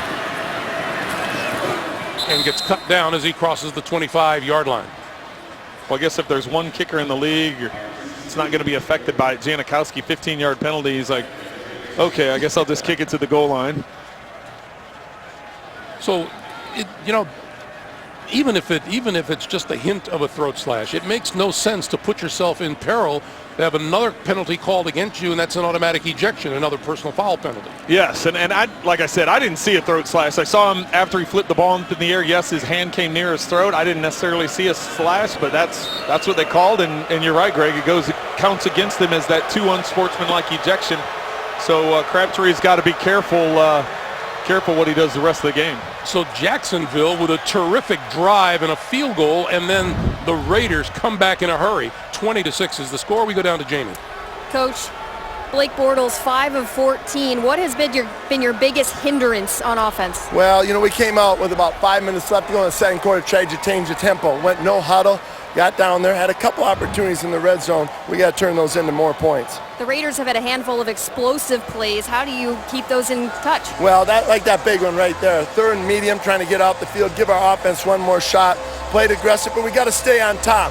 Had some turnovers, kept them out of the end zone, but too many explosive plays. Thanks, Coach. Thank you. All right, Jamie, thank you. Thank you, Coach. We come to the end of the first half. Raiders lead at 20-6. Back with the Verizon halftime report after this message and a word from your local station. You're watching the NFL on CBS. So far today, they've proven that out. Blake Bortles struggling to get anything going down the field or underneath. You can see they've been able to establish somewhat of a run game, but they haven't been able to carry that over and get some complementary offense with the pass game. Marquise Lee with the opening kickoff, and is still on his feet across the 30, across to the 35-yard line. So a 35-yard return just to bring you back. Who Are You Loving connection is Derek Carr to Crabtree for the touchdown. Well, Michael Crabtree's had a big first half, 7 catches, 90 yards, and a touchdown. He was able to take advantage of the matchup with Amukamara because Jalen Ramsey has been following Amari Cooper all over the field.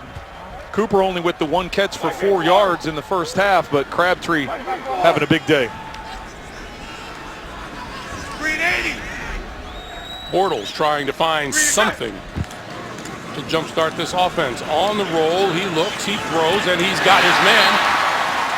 And that is out of bounds at about the 44, 43-yard line. Let's go back to that Michael Crabtree touchdown catch. There was more to it than just the catch. Well, he ends up getting the 15-yarder for the throat slash. You can see right there he goes to the throat. He doesn't slash, but then there's another angle. That's where the penalty comes in is later. I still don't see the throat slash from the second angle. We'll take a look at it after this play. The Jaguars are going to an up-tempo offense. Had some success with it toward the end of the first half, so they want to stick with it. Quick sideline pass is complete to Marquise Lee. Here's one last look, a different angle. You see him go to the throat. The first time, he doesn't get the penalty there. It's the second time where he goes to the throat. I still don't see a slash, but he has it up near his throat, and he kept it there for a while, and you can see the other players coming in to try and protect him. But you know, the bottom line question is why do it at all? Exactly, and that's why the officials threw it. They're going to be sensitive to that, and rightfully so. But Crabtree has to be careful moving forward. Quick pass to the near side, and that's Alan Hearns, and Hearns runs out of bounds.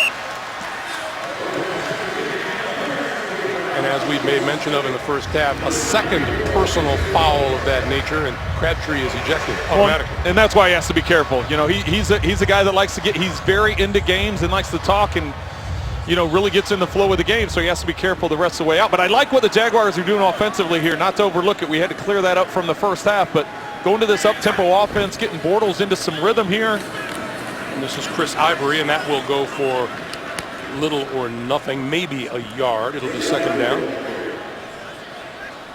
Darius Latham and Khalil Mack. Boy, Khalil Mack, we have not mentioned his name at all today. Hasn't been much of a factor. And the Raiders, with the defense that they run, they drop him into coverage quite a bit. You would think a guy that had 15 sacks a year ago would do nothing but come off the edge, but he's required in this defense to drop back in coverage sometimes, and so far today they've been able to take care of it. Bortles running straight ahead and close to the 25-yard line. He's going to be marked down at the 26. The tackle made by Malcolm Smith. And when I say they've been able to take care of it, it's Kelvin Beachum that's been able to take care of it over there at the left tackle. Bortles having good success running the football in the first half. 32 yards rushing at this point. 3rd and 4.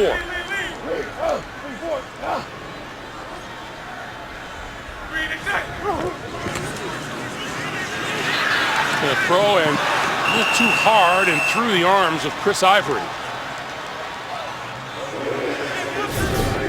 I thought maybe this was that gray area where they go for it on 4th down, but they're bringing out the kicking unit. I asked you that question in the first half, and you said points on the board are really important right now. Points on the board are crucial, but right now, but so is momentum. This isn't into the red zone. Technically, it's not into the red zone because you have to be across the 20. In the first half, Jaguars were inside the 20 3 times, 1 interception, no touchdowns, 2 field goals. Myers from 44 yards out, and it is good. And as Gus Bradley told us going into the halftime, they have to start converting these drives into touchdowns. 20-9 Raiders.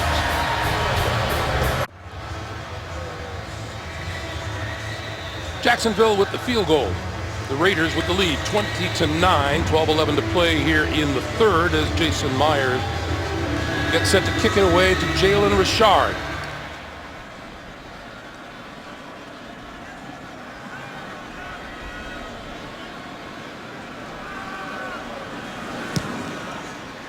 And this one will not be returnable. It's out of the end zone, and we go down to Jamie. Greg, I just learned a powerful lesson talking to Jack Del Rio coming out of the half. Go positive first with him. He gave me some grief when I asked about Amari Cooper's just 2 targets.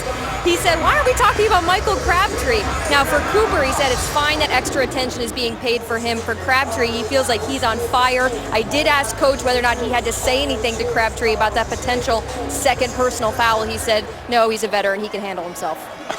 Back to school with Jamie. Thank you, Jamie.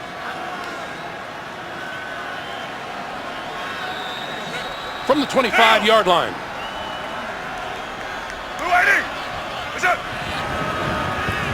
Carr flips it out to the near side. And across the 30 to the 31 is Amari Cooper. Cooper a week ago had 117 receiving yards in the first half. This week it was Crabtree in the first half, as we have a player down on the field. And we will check on him and take a timeout and come back to Jacksonville in just a moment.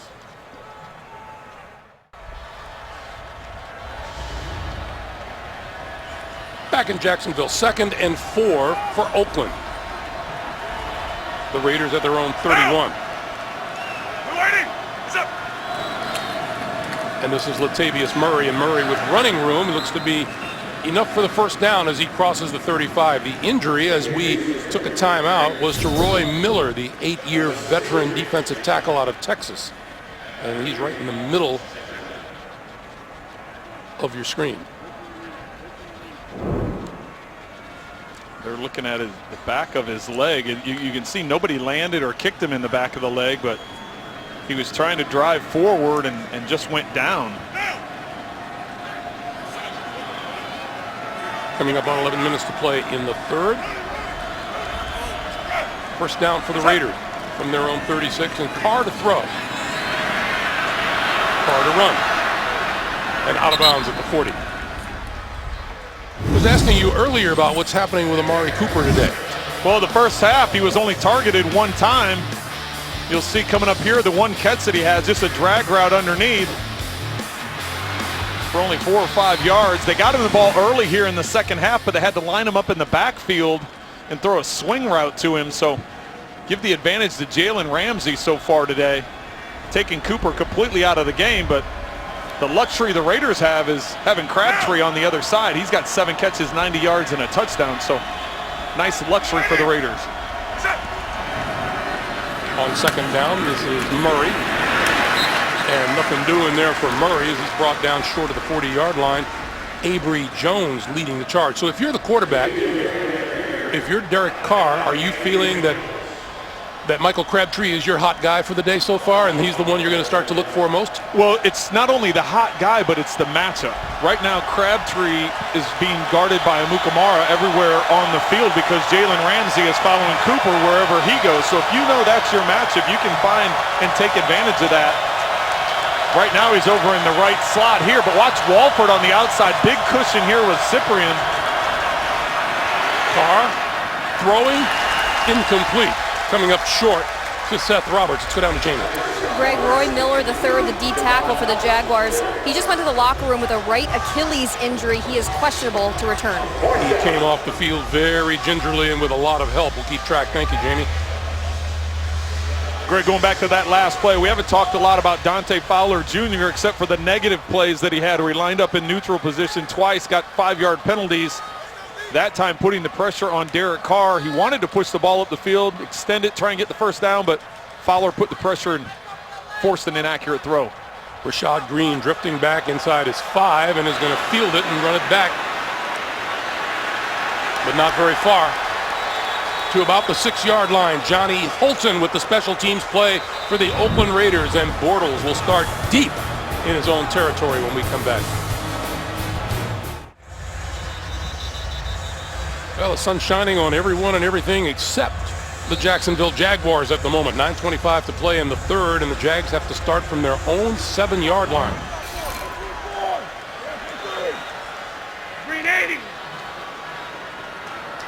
With T.J. Yeldon behind him. Yeldon, the play fake to him, and the pass across the 20-yard line in and out of the arms of his intended receiver, Allen Robinson. And you can hear that thud off his pads all the way up here. You got to catch that with your hands, not let it into your body.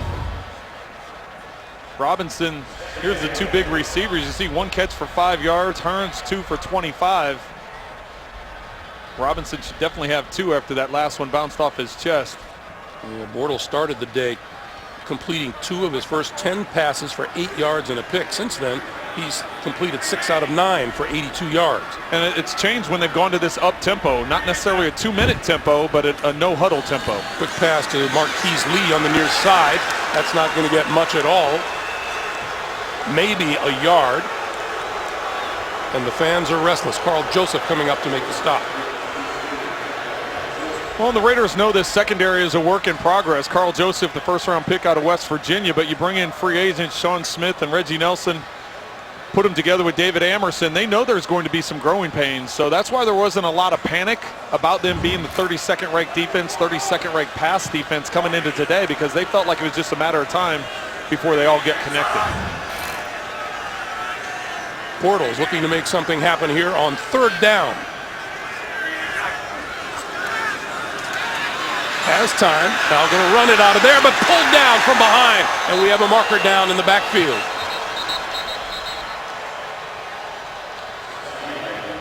DJ Hayden making the tackle.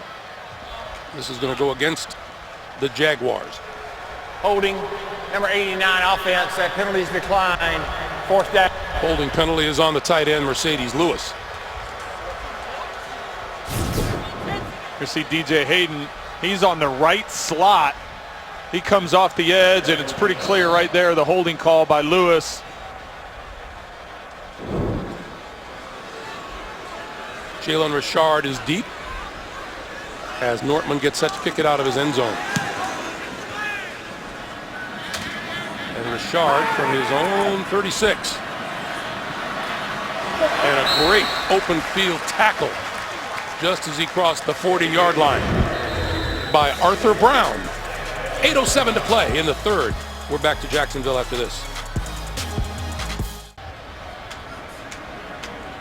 Some traveling Raider fans seen their Raiders take a 20-9 lead here. 33 DeAndre Washington in the backfield. Play fake to him. Carr looking, pulls it down, throws shorter and incomplete. Off the hands of Seth Roberts.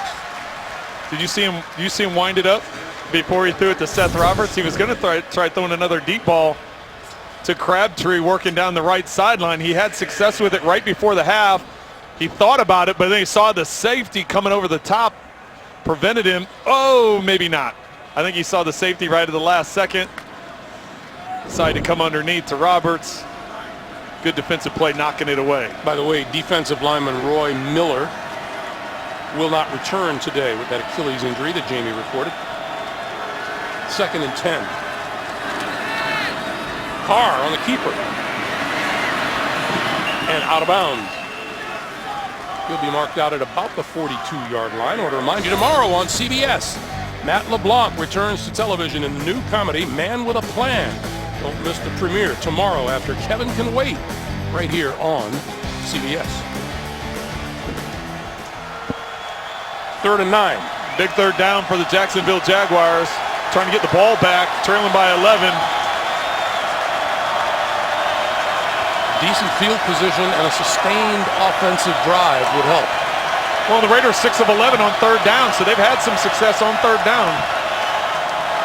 Carr over the middle and grabbed at midfield by Amari Cooper.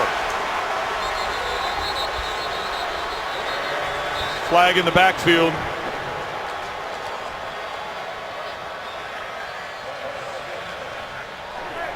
Holding, number 70 offense. 10-yard penalty, repeat 3rd down. That's on the left guard, Kelechi Osemele.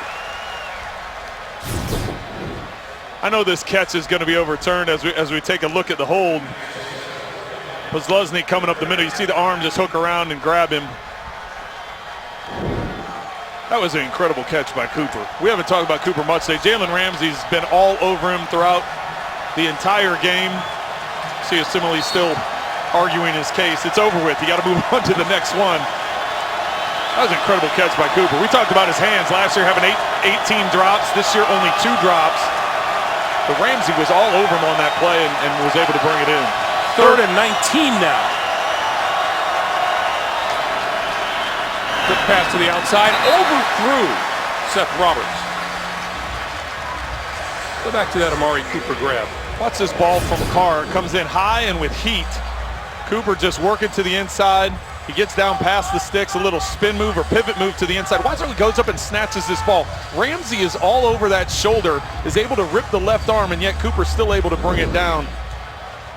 That's as nice a catch as you're going to see. Now Rashad Green, who hasn't had the best of afternoons fielding punts, is inside his own 15. Penalty marker down before the snap. And this looks like it'll go against Oakland. False start, number 91, offense. 5-yard penalty, it's still 4th down. Well, we talked a little bit, Greg, in the first half about how a penalty can cost you. And the Jaguars, they're down there. They would have had 1st and goal, but the holding penalty moved it back. They didn't get it on 3rd down, had to settle for a field goal. Here, the holding penalty, Raiders would have had it 1st down in Jaguars territory. Now all of a sudden a holding penalty, now an illegal procedure. Now all of a sudden you're flipping the field. Unless King can get off a big 65, 70-yard punt, it's going to increase the field position for the Jaguars. 70 yards worth of penalties against the Raiders so far this afternoon. King gets it away. This is Green. We have a penalty marker down as Green looks to shake tacklers. And looks like he'll make it as far as about the 23-yard line. The flag is on the far side of the field. Yeah, far side of the field. That either means somebody ran out of bounds and didn't run back inbounds, or they're going to get a holding call over there.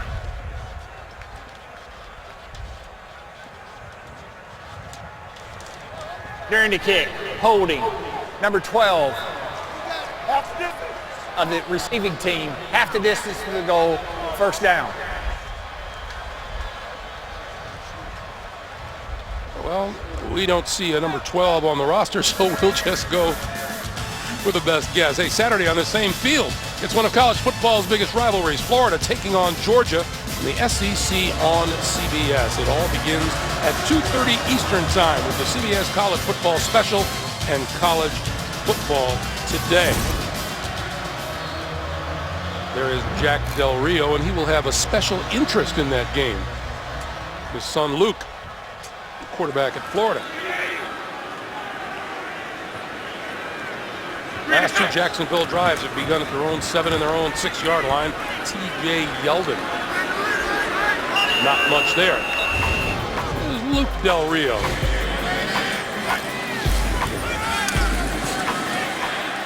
You know, it's really unusual, Trent, that he's not exactly following in his dad's linebacker footsteps, is he? Yeah, but he's big for a quarterback, and he can throw it all over the field.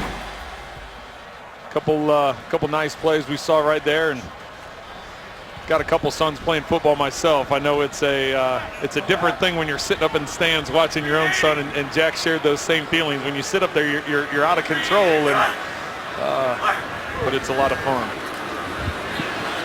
Bortles, far side of the field, and out of bounds is T.J. Yeldon. Meanwhile, I asked Jack, well, you know, when you're watching your son, is it as part coach and part dad? He goes, no, it's all dad.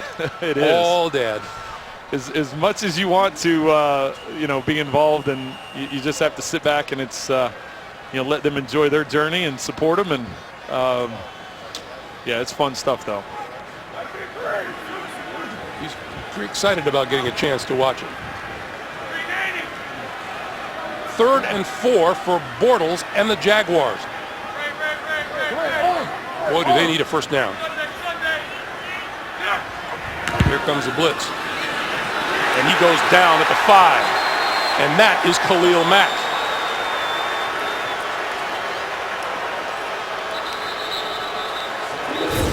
We hadn't talked about him a lot, but coming off the side there. He just beat Jeremy Parnell flat-footed. I don't know if Parnell thought he was going to have help because he had a tight end to his outside. That's a second straight 3-and-out for the Jacksonville offense. And once again, Jalen Richard is deep.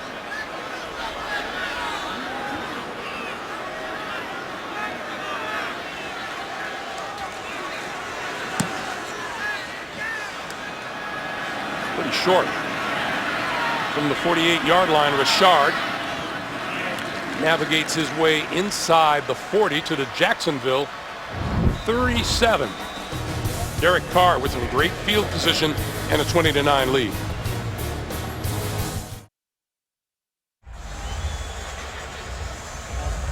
Well, they're trying to figure things out on the Jacksonville sideline, and it has not been an easy puzzle to solve today. Well, we talked about flipping the field. Jaguars were set up, but then that penalty pushed them back inside the 5. They didn't get a first down, so now all of a sudden the Raiders start in Jaguars' side of the field. 4:45 to play in the third. And movement in the flag.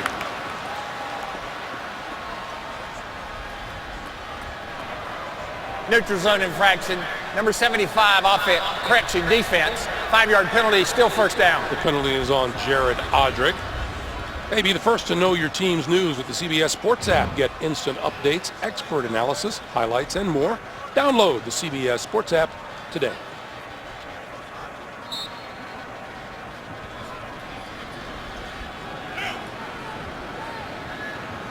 First and 5.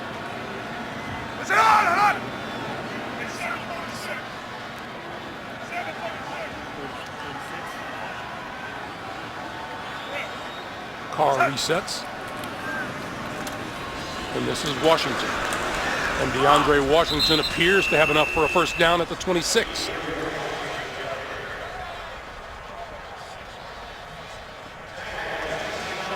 And that's going to be a big advantage for the Raiders moving forward if they can find some balance. So far today, 159 passing, 99 rushing. Having that type of balance takes the pressure off Derek Carr in the passing game. All of their runners are healthy with the exception of Tywan Jones, who's sitting this one out with a knee injury today. But Murray, DeAndre Washington, Olawale, Jalen Richard, all active, available, and doing well. On the end around, here's Holton. And Holton going to reverse field again, but he'll only make it as far as the 30-yard line. Telvin Smith and Paul Posluszny converging for the stop. Greg, that one didn't work as well as the one they ran in the first half. They went back to it, hoping to get another big play. Posluszny stopped it, and rest of the D there ready to finish it off. How many times would you run the same play more than once during a game? Not very often. Yeah, not very often. And if you did, you tried to do it out of a different personnel group or a different formation, so you didn't see the similarities from a defensive standpoint. Defense has long memories? Yes. Second and 14.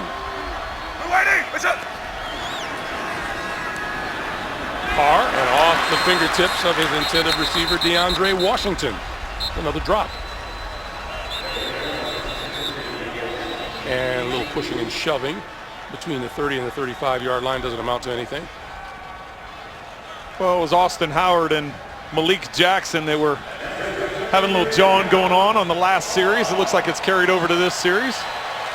So that's a 330-pounder against a 300-pounder. Well, yeah, remember Malik was with Denver last year, so Denver played the Raiders a couple times, and so I'm sure this goes back to what I said about long memories. Today, before today in your long memories, that's right. Third and 14. Carr, quick pass to the outside. And that'll make it as far as the 26-yard line. Andre Holmes with the reception, and that'll bring on Janikowski. Sebastian Janikowski will line this one up from, let's see, 44 yards out. Well, and he's made everything this season under 50 yards, so not a whole lot of wind here today.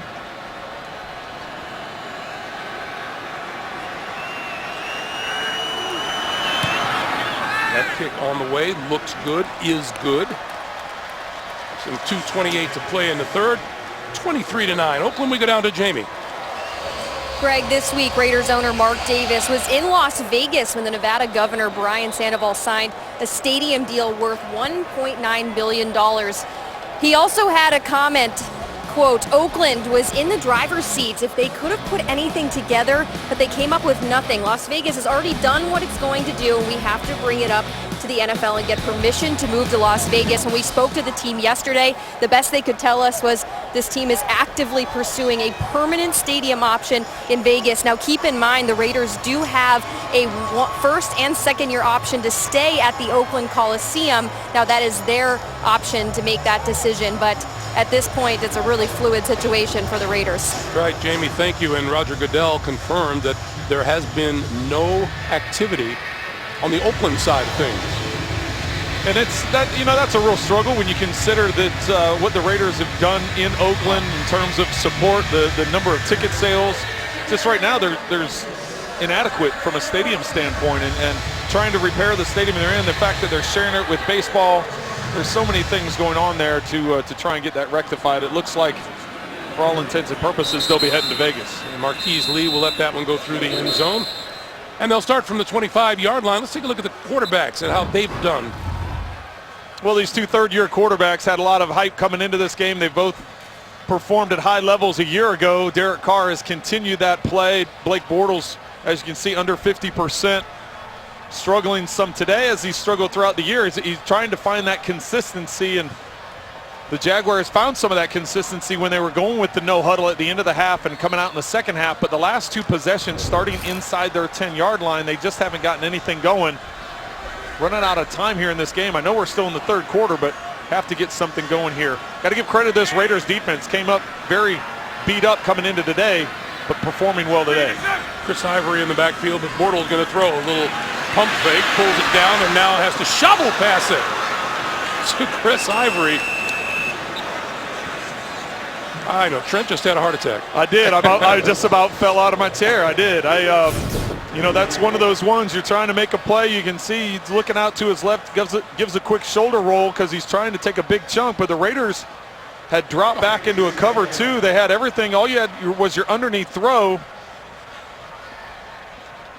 That ball with the underhand flip, very Brett Favre-ish, but that one came close to being a game ender. Oh, yes. Gain of 3, 2nd and 7, and Yeldon across the 30. And the fans want to see a little more offensive action. 3rd and 5 as we hit the 1.5 minute mark here in the third, and now we have a penalty marker thrown.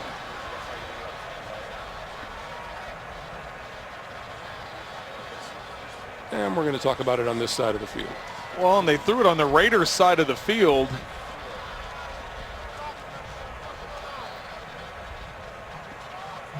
So I don't know if something was said. Is it something I said? After the play is over, unsportsmanlike conduct. Number 11, offense. That's Marquise Lee. Down will count. It will remain third. It will still be third down after the 15-yard penalty. Considering when that flag came in, the Raiders were in the process of changing personnel. 2 guys came on the field, 2 guys were running off the field. The official that threw it was on the opposite side of the field, so I don't know. It must have been something that he said, maybe yelled it across from one huddle to the other. And Lee comes off the field and gets a talking to.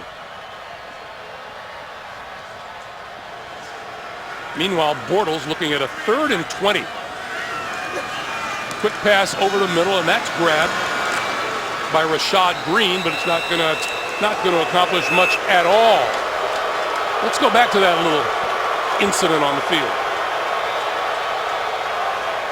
And Marquise Lee is still hot. So right here, that's Lee. He gets hit up in the face. He must have retaliated, but when the flag was thrown was significantly after that taking place, because the ball had been spotted. The Raiders were in the middle of a personnel change, and then the flag came in. The Raider defense forces Another 3 and out, and meanwhile this is Richard, and Richard breaking free to the 30. And we have penalty markers down at both ends of the field as he's brought down at the Jacksonville 20.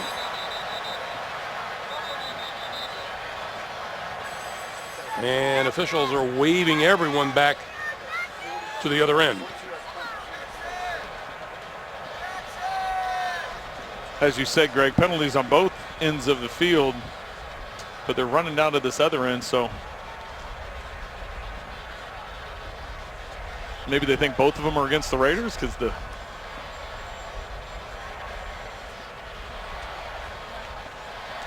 Well, we have a full conference going on at the 40, and now here's Jeff Triplett. There are 2 fouls on the play.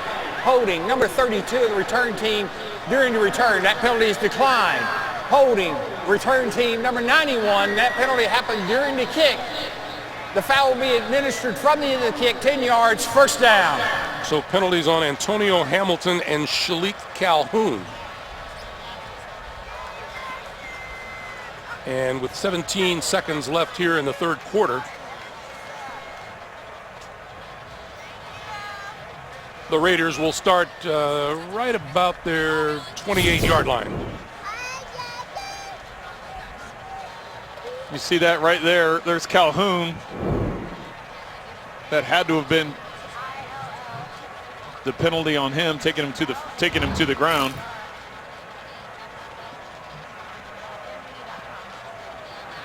Oakland 8 penalties for 80 yards.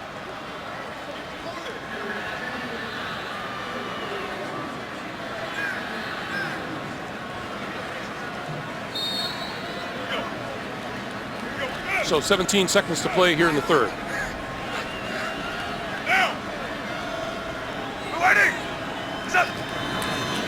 And Carr will give it to Latavius Murray, and Murray maybe a yard at most. Brought down by Miles Jack, and it would appear they will let the clock run out here in the third. With the score Oakland 23 and Jacksonville 9. We'll come back to Jacksonville after this message. And a word from your local station. You are watching the NFL on CBS.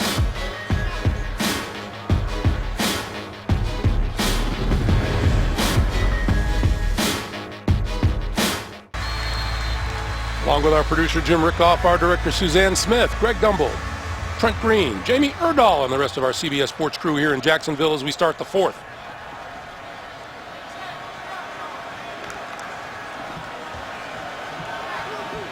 Raiders 2nd and 10 at their own 28-yard line.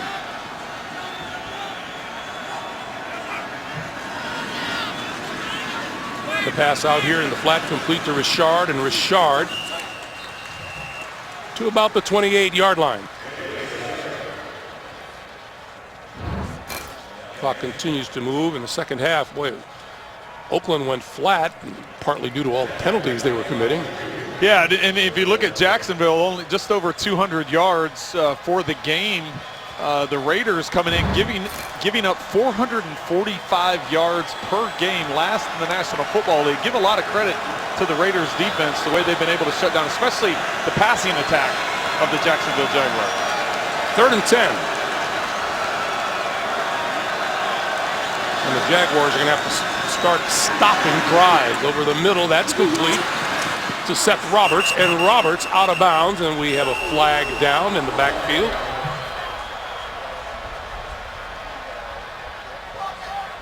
Malik Jackson having a conversation with Jeff Triplett. Personal foul, unnecessary roughness. Roughing the passer, number 90 of the defense. It is Malik Jackson.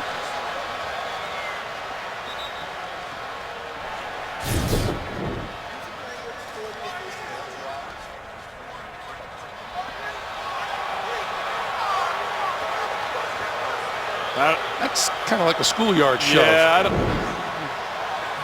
I don't think that's a penalty. It's not like he took a couple steps. He took one step. There's usually After that. The play is over. Unsportsmanlike conduct, number 90. Abuse of his language towards an official. 15 yards, automatic first down. So Malik Jackson gets another foul tacked on.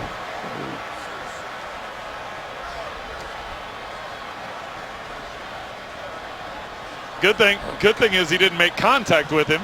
That would have been a whole nother issue. He could have gone for the hat trick. So just a few moments ago, the Jaguars were looking for a big stop on third down back here in enemy territory. Now it's a first down at the 42 for Oakland.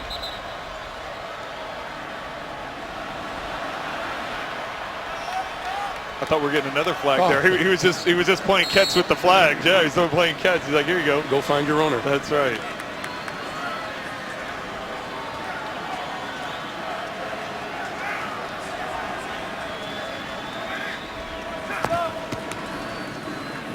Pass far side of the field. That's Amari Cooper. And Cooper, for not much, he advances to the 41. We go back to New York. Jake. I like that, Tony, bringing up the old days there. Yeah, a little connection. I wonder if Tony knows that we have to watch those highlights every week at our production meeting. I force everybody to watch them, right?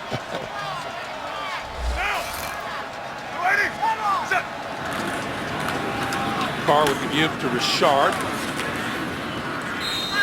And that one's going to be stopped at about the 40-yard line. We've ducked under 13 minutes to play here in the fourth quarter. And another third down for the Jaguars. Well, Greg, I've been impressed with the way the Raiders have responded after last week's game against Kansas City. A tough division game at home, in the rain, conditions the way they were, and Kansas City, for the most part, beat them up and down the field. They ran the ball very effectively. Alex Smith played well, but the Raiders came out here with an attitude. You know what? We had a bad game. We're not going to read too much into it. We want to come out and perform well. We know we're playing on the other coast. They're going to try and continue it here on third and long. When I said another third down for the Jaguars, I meant a big defensive stop for them. Let's see if they can pull it off. Carr throwing this side of the field. It is complete.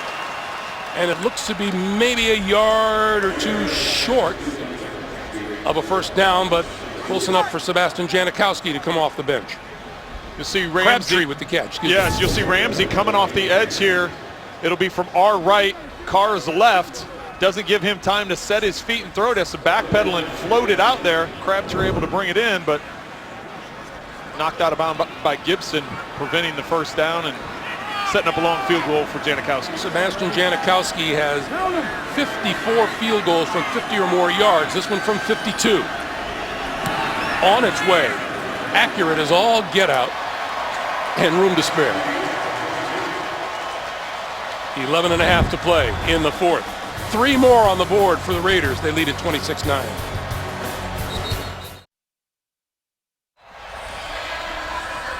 Well, after Sebastian Janikowski kicked the field goal, Malik Jackson continued up his personal attacks on the officials, and Jeff Triplett's going to reiterate. On the previous play, it was an unsportsmanlike conduct, number 90 of Jacksonville. His actions qualified for his disqualification.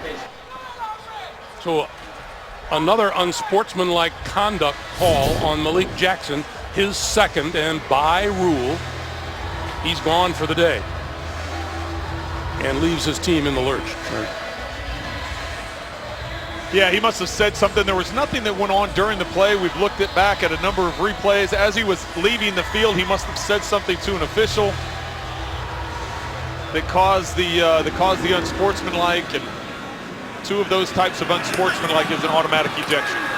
Short kick, and this is Marquise Lee, and Lee brings it back to about the 13-yard line.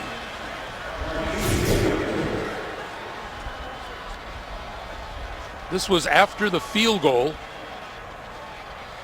and Jackson had to be separated from a couple of the Raiders, and then he said something on his way off the field that got him ejected. Well, and you have to remember, Malik Jackson coming over from the Denver Broncos, there's a history with the Raiders, and the fact that he had the penalty earlier on the unnecessary roughness against Derek Carr, and then when he said what he did to the official that drew the extra 15 yards. So been a frustrating day all the way around for Malik Jackson. Meanwhile, Jacksonville, their last 3 drives, 3 3-and-outs. And a total of -4 yards. Bortles on the slant. And that's good, out to the 25-yard line to Marquise Lee for a first down. Well, and as crazy as this sounds, Greg, there's still plenty of time. Jacksonville down 17, 2 touchdowns and a field goal. So if they can get something going here on this drive, try and get some points. I know it's a little far-fetched with the way they've been playing offensively, but there's still a chance for Jacksonville if they can get something going. Bortles pulls it down, now throws, and that's complete out to about the 35 to Mercedes Lewis.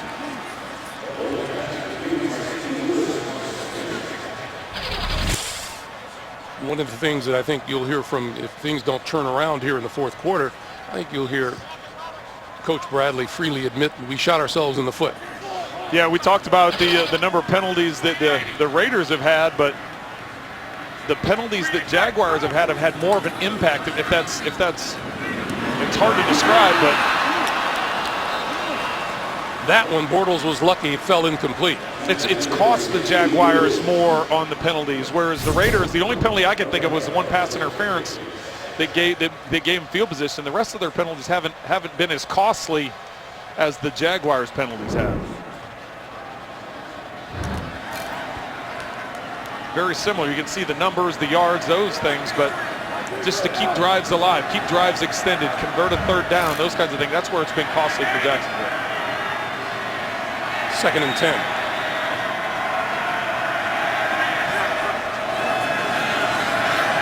Bortles stepping up, going to run, and slides down as he crosses the 40, about the 42, and now a late flag comes in, and another one is in the backfield. Well, maybe offsetting. It's going to be a personal foul hit on the sliding quarterback, and it looks like holding in the backfield. Malcolm Smith being the Raider that hit Bortles as he was sliding.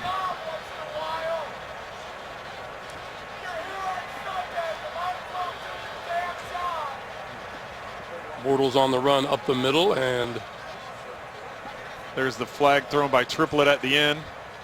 As soon as the quarterback starts the slide, he's giving himself up. There are 2 fouls on the play. Holding, number 60, the offense. Personal foul, unnecessary roughness. Defense, those penalties by rule offset.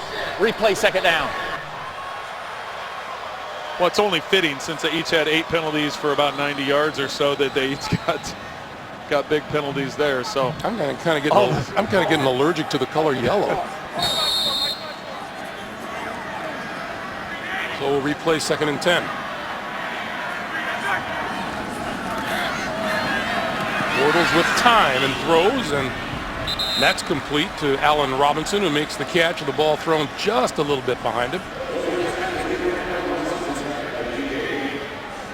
You may think I'm crazy, Greg, with this much time left in the game, but this is 4-down territory. They've got it. If they don't make it here, they've got to go for it. And so far today on 3rd down, they're only 2 of 10.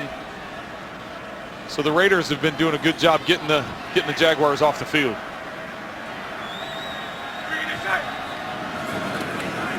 Bortles, and threw it behind his intended receiver coming across the field, Alan Hearns. And the punting unit's going to come on as we remind you Thursday on CBS. The Big Bang Theory moves to its new night, leading a parade of premieres, starting with the new comedy, The Great Indoors, followed by Mom and Life in Pieces. It's comedy's big night, Thursday, only CBS.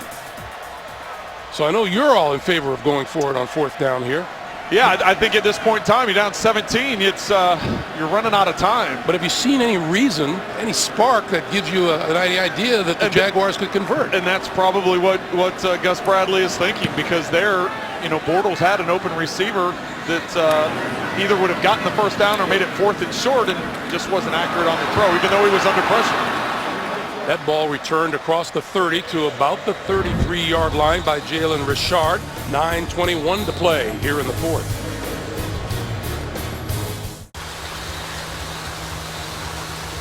Beautiful look at downtown Jacksonville, Florida on a beautiful day. Everything but the way the Jaguars have come out and played in front of their fans. They trail 26-9 with 9:21 to play here in the 4th.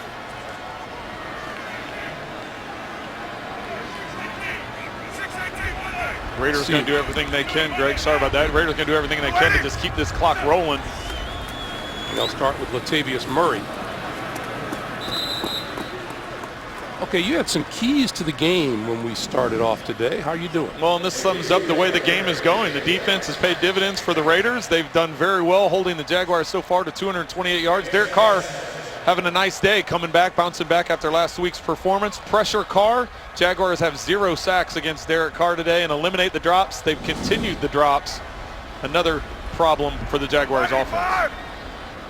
185! On 2nd and 3.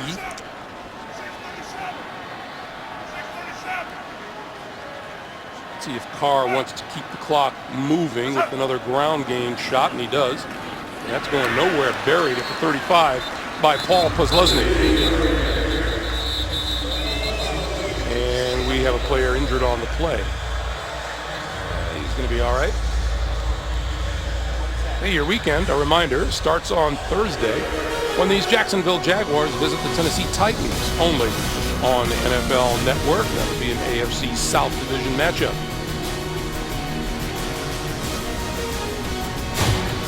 And Kelechi Osemele is being helped off the field.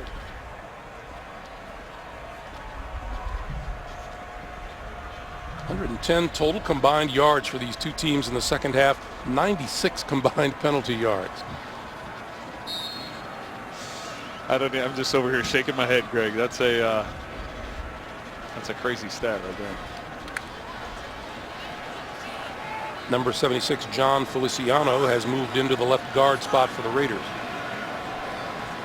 3rd and 7.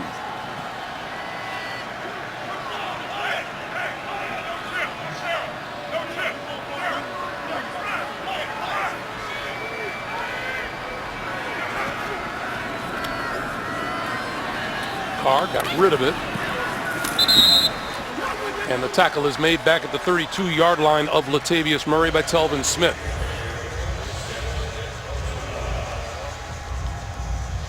So the Jaguars get a stop and they'll get the football back. Well, and that's as best as what the defense could have done at that point in time. Get a 3 and out, get them off the field.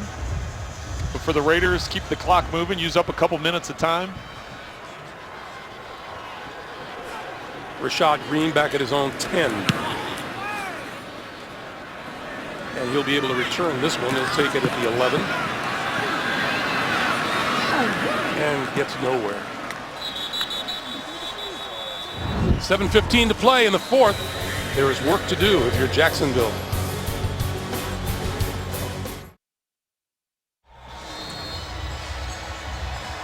Rushing yards per game, passing yards per game, total yards per game, the Raider defense. The bottom 3 in the league in all 3 categories, but they have taken a giant step forward today and have shackled Blake Bortles and the Jacksonville offense. That pass over the middle is complete to Allen Hurns. And no time to waste. The Jaguars will come right to the offensive line.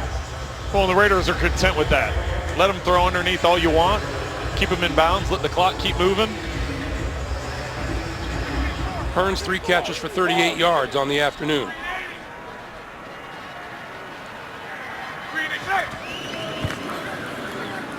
Bortles pulls it down, now throws, and in and out of the hands at the 45-yard line of Allen Robinson.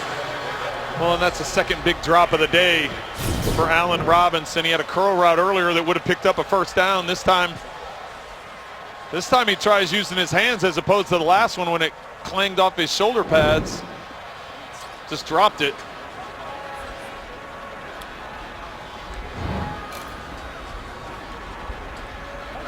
Four drop passes today.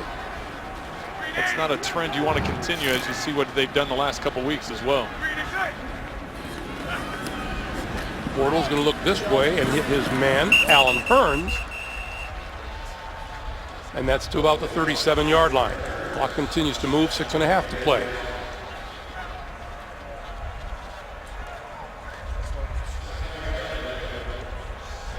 Clearly the duo for Oakland, Crabtree and Cooper, have had a better day than the duo for the Jacksonville Jaguars. 3rd and 3. And that can correlate to the quarterbacks as well. It's Bortles has played better here in the second half, but that one is complete for first down and then some across the 45. Marquise Lee has the first down as he goes down at the 46.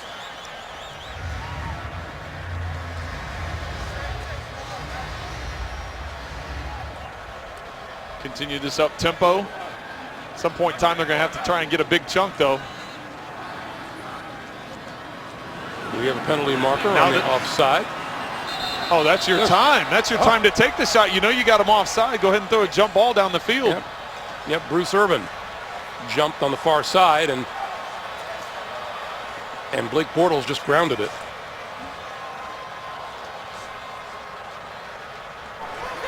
There are 2 fouls on the play. Offside, defense.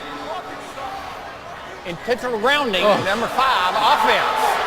There's no receiver in the area, and he spiked the ball into the ground. This penalty's offset by rule. It'll still be first down. You know, Blake Bortles is showing a little anger, and you got to think it's more at himself than at the officials. Yeah, I mean, it's a spike. He's, you know, I can understand what Bortles is thinking. It's an unimpeded defender, so the whistle should have been blown. When somebody jumps off sides and they don't move, and you have a defender that's, I mean, they're supposed to call the whistle when a guy jumps off sides and it's, you know, unimpeded to the quarterback. So I understand where Bortles is coming from. And that's a complete. Well, what happens to the free play? Well, that's what I'm saying. So the whistle wasn't blown because they usually when you have as I said, an unimpeded defender coming towards the quarterback that's going to get a free hit, they'll blow the whistle just to stop it. But he didn't hear the whistle blown, so he shouldn't have spiked it the way that he did. But Khalil Mack could have had a blow-up shot there. So we get more whistles.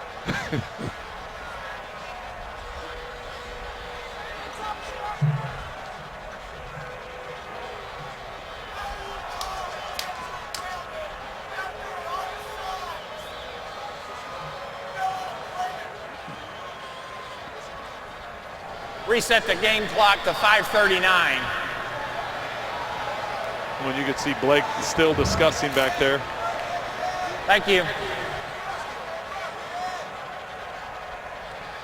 17 penalties in all.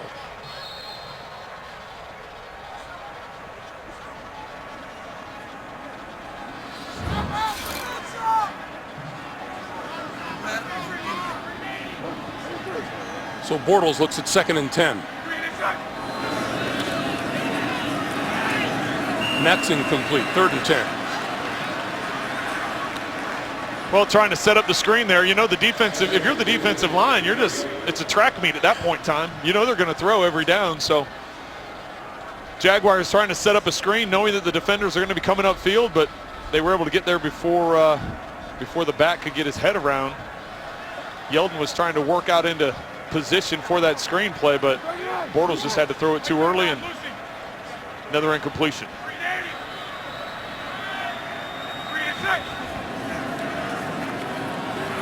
Bortles with time. And that's complete over the middle. This is Marquise Lee, and Lee out of bounds inside the Oakland 35.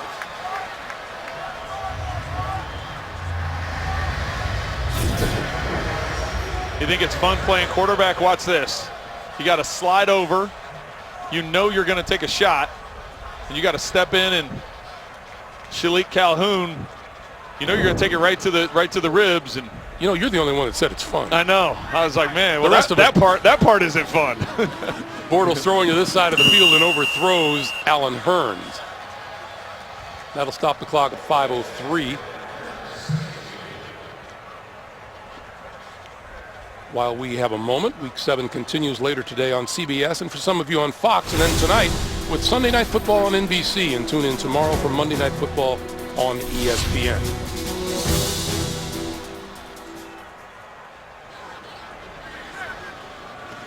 Bortles on 2nd and 10, steps up, gets hit, and goes down, and we get a penalty marker.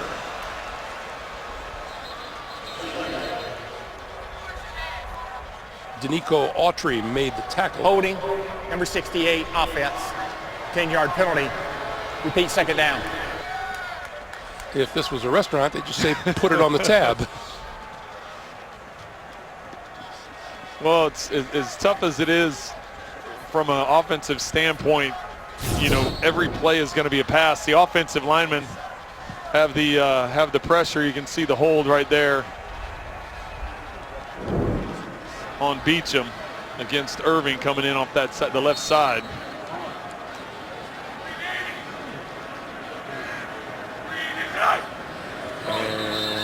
Let's throw some flags. Everybody in the building knows it's going to be a pass, so.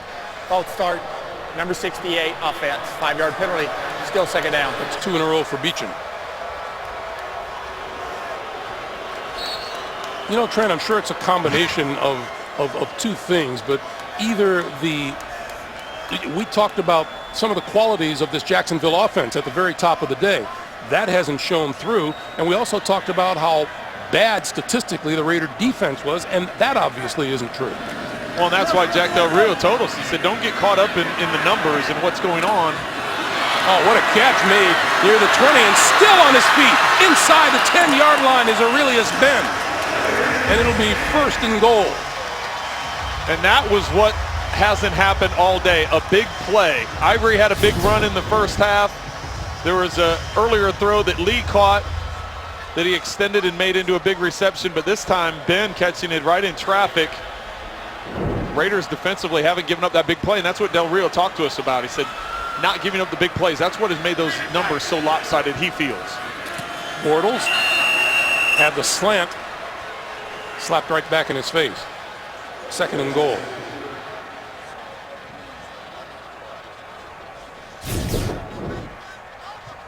See, Danico Autry got up and got his hands up and blocked the pass. 2nd and goal, 4:17 on the clock. Well, and Bortles was going out to Allen Robinson on the slant up against Amerson on the right side. 11th play of a drive in which they have not run the ball. This one thrown to the end zone, and the flag is down as the catch is made by Julius Thomas, but we have a penalty marker on the far side of the field. And this one looks like it'll be against the Raiders. I have no idea how Malcolm Smith didn't come up with that interception. I think Julius Thomas just jumped over the top. Defense, number 91, lined up in the neutral zone. That penalty is declined. Result of the play is touchdown. I think Julius Thomas just reached over the top of Malcolm Smith and yanked it away from him. This is going to be underthrown. Smith is in position. Watch this. He reaches over the top and just yanks it away from him. Wow. Incredible play by Julius Thomas. As soon as that ball was released, I said, this is underthrown. I'm thinking it's an easy interception. Credit to Thomas for just yanking that away from Smith. 9 yards on the touchdown. And Jason Myers for the extra point.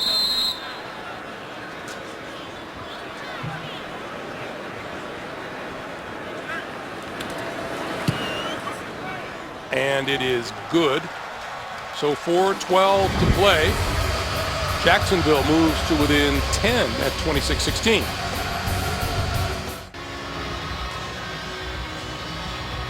We're back at Jacksonville. Oakland leading at 26-16 with 4:12. Onside kicker, no. Trent? I don't think so. It looks like they're lining up for it. I'd go ahead and pooch it down inside the 20 and we're going to reset the clock, the play clock, I think. I'd go ahead and pooch it down inside the 20, and the Raiders only have 31 yards of offense. Oakland. Now Oakland is going to take a timeout here and talk about it. Why wouldn't you get too soon? I would. You have all 3 timeouts. Right. You need 2 possessions and 2 scores. So it's different if you only have 1 possession and 1 score. You need. Raiders haven't done anything in the second half. Too many penalties. 31 yards of total offense in the second half. Go ahead and pooch it down in there inside the 10-yard line. Especially now the Raiders have all their guys up, anticipating an onside kick. Go ahead and kick it down there. Go down, make the tackle, try and get a 3 and out. Use your timeouts up. Try and get that score, and then you've got plenty of time to try and get the ball back. Oakland has managed just 3 first downs here in the second half. Jacksonville, by the way, 0 for their last 7 on onside kicks. And they're going to try it.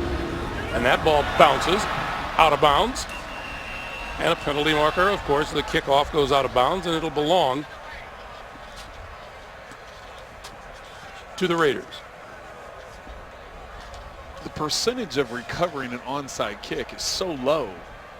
When you need 2 scores, that part of it I don't. Obviously, everybody has their own philosophies. That's just the way I'm thinking. Your defense has played well in the second half, and you got all your timeouts. Now you're giving the Raiders position where they can move, 10 yards and set up a Janikowski field goal, and use up time. So.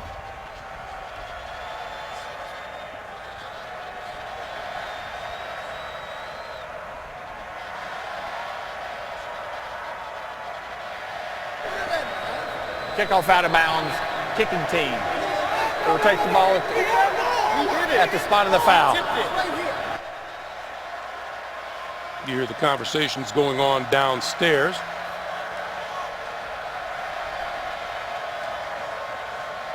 Let's go back and take a look at it. Well, what the Jaguars sideline is yelling is that the Raiders tipped the ball. At the end of this, watch how Cooper swats it out of bounds.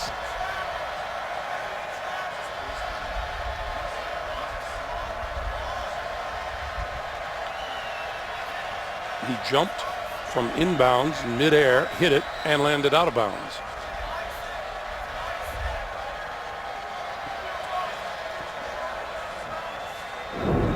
And the conversation goes on. Well, just going back to it. So now let's say they go 10 yards, they get in position, they get the field goal, and it gets to 13, and you say, well, it's still 2 possessions. Well, the difference is instead of needing a touchdown and a field goal, now all of a sudden you need 2 touchdowns. So I think that field position makes a big difference. I've always thought one of the great approaches to an onside kick is to kick it really hard right at a big guy. Yeah. They have had some success with that in the past, you're right. Especially if they have them all lined up in that front row there.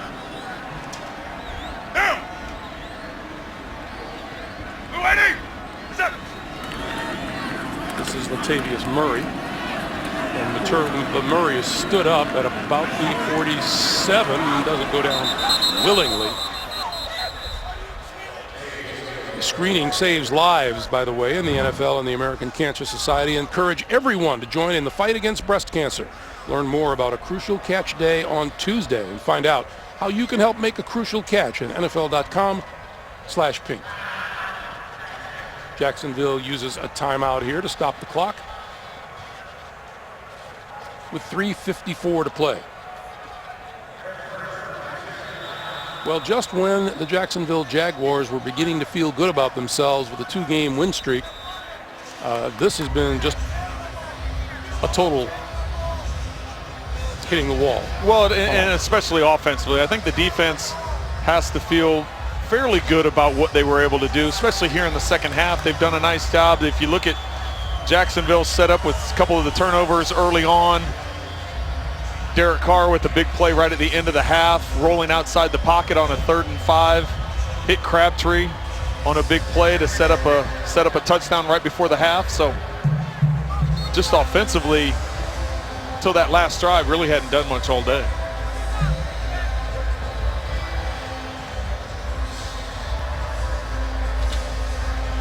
The Oakland Raiders have their next game at Tampa, so they're going to spend the week here in the state of Florida.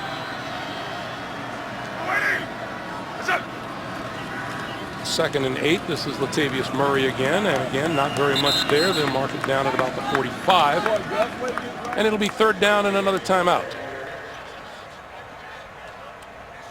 Jacksonville uses its second.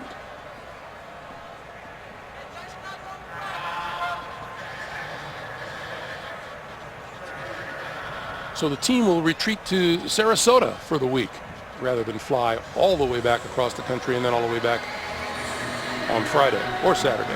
Yeah, that's a lot of flying. That's a good choice by the Raiders to do that. And I know a lot of the players and coaches have brought their families cross country to spend the week out here. Yeah, Derek Carr was delighted that he was talking to us about his wife and 2 little ones that made the trip.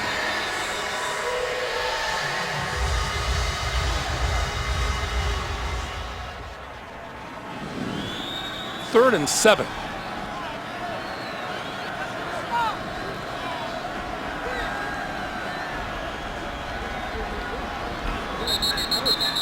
And Derek Carr calls timeout.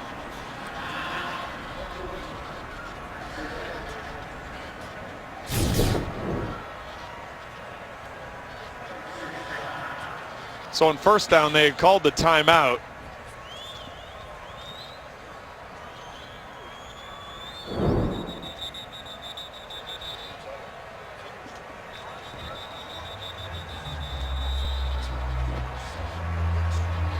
This is feeling a lot like an extension of the inevitable.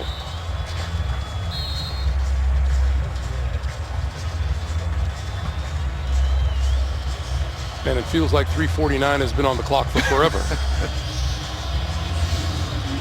With penalties coming in on pretty much every play here in the second half, it feels like. 3rd and 7.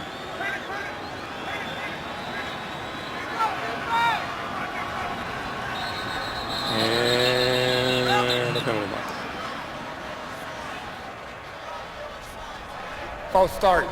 Number 61, offense, 5-yard penalty, still 3rd down. That's the center, Rodney Hudson. Trent, there's 3:49 on the clock. I don't even know what to say to that. We were just talking about penalties, and it was like, oh gosh. We got to 20 accepted penalties, right? There's a lot of times there have been 2 penalties on one play where they just wave it off, offsetting and go. And you will recognize the officiating crew in the airport. They're the ones with their arms in a sling. 3rd and 12. Well, the thing is, it's not on them; it's on the players. Yeah. They're the ones making the penalties. I mean, it's not. The officials don't want to throw 20 penalties. This is Seth Roberts, and Roberts with nowhere to go, and he is smothered. Forward progress will be the Jacksonville 47, and pushing and shoving, and a little fighting breaks out at about the 40-yard line. Well, this would just be crazy if it's against Jacksonville and gives the Raiders a first down, because this is what they're trying to do. They're trying to use their timeouts, get the ball back, not put them in Janikowski field goal range. 3:43 to go. If they get it back, go down, get a drive.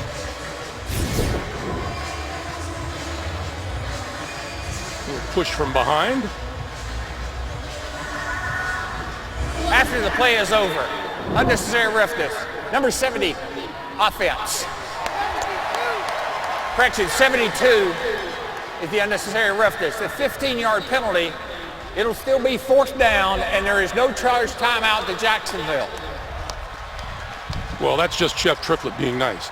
Well, yeah, and that's the thing. They get the penalty, so now it's the extra 15 yards, and King is having an unbelievable day punting. 5 punts. He's averaging 55 yards a punt. 4 of the 5 punts have been inside the 20. So he's been doing a tremendous job in flipping the field position. But for the Raiders, just a costly mistake by Donald Penn. I know he was coming to Assimilate's, coming to back him up because he was into a shoving match with Ngawe and Dante Fowler. But poor decision on Penn's part at the wrong time of the game. 10 penalties for 100 yards for the Oakland Raiders.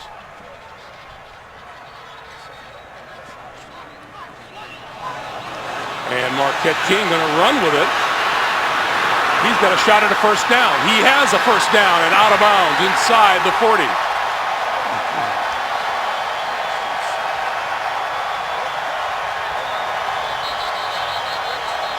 And another fight breaking out at about the 25-yard line.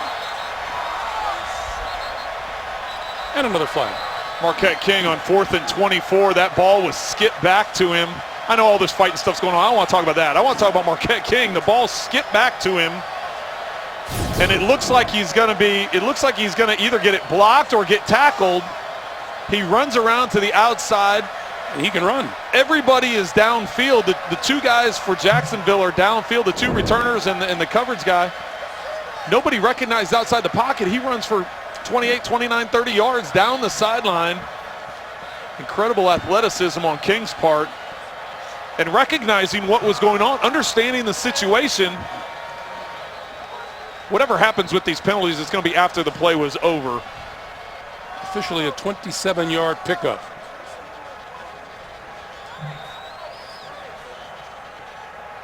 Still a lot of things had to take place for Jacksonville, but that sealed the game right there. Marquette King, his athleticism and decision making. after the play is over.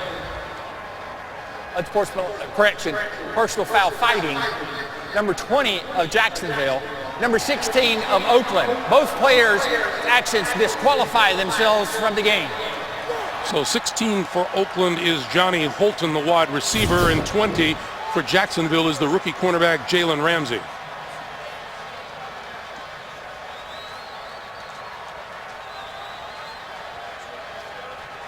Well, Ramsey and Malik Jackson, both for the Jaguars, ejected today. And Johnny Holton is gone for the Raiders. Marquette King in one play had as many yards, if not more yards, than the Raiders have the entire second half. Right? Isn't that right? I mean, they only had 31 yards, and then they lost yards with penalties. So, I mean, it's 27 yards rushing. Correct me if I'm wrong, but by your tone, you seem to misunderstand these punters. I don't misunderstand the punters. It's just a lot of times they don't understand the game management and and the fact that he was able to recognize, hey, I may get this block because of the skip punt. I'm giving them more of an opportunity to come in here. So knowing the situation, getting to the outside, and having the athleticism to pick up that first down, that's a game changer. Latavius Murray.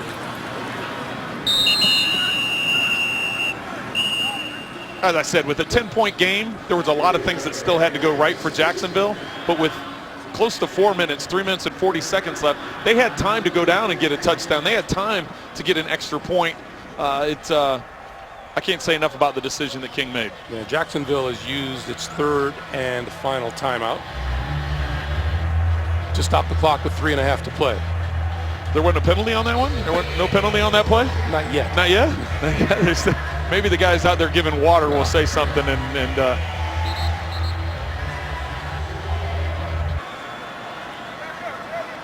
see if he can get it done against hot New England. Yeah, New England's on a mission. This is Latavius Murray. Almost broke free on the right side. Tripped up by Tashawn Gibson. I'm putting a tally on my mark on my sheet right here, Greg. That's 2 plays in a row. No penalties. You love to tempt fate, don't you?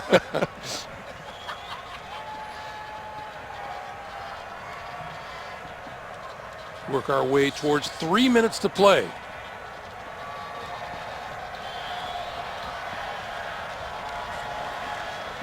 See Blake Bortles there. He was contemplating what's going on here against Oakland. Then I got to go on the road for 2 weeks at Tennessee and at Kansas City. Carr going to lob this one sideline, and it is caught by Amari Cooper. And he will be marked out of bounds at the 9. It'll be 1st and goal. Well, and Jalen Ramsey had been covering Cooper all day one-on-one. But after just being ejected, that put Devon House on him. You can't say that was the coverage. House was right in his hip pocket. Incredible throw and placement and concentration by Cooper to haul that in. Although, if you don't turn and look for the ball, your chances of knocking it down are slim. You don't give me a chance. That'd be an unbelievable interception if he gets it without. Miraculous. 1st and goal. Murray. And Murray to the 5, to the end zone, touchdown.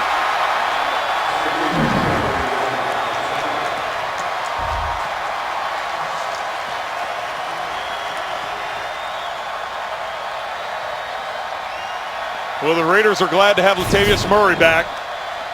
Missed a couple games because of injury. 3 touchdowns rushing on the season, even though missing those couple games. 2 more rushing touchdowns again today. The turf toe seems to be okay. Seems to be doing all right.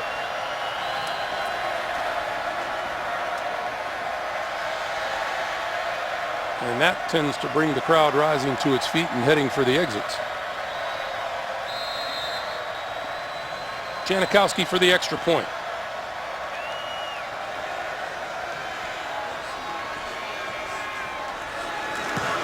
On its way and perfect, and with 2:35, and there's a penalty marker down.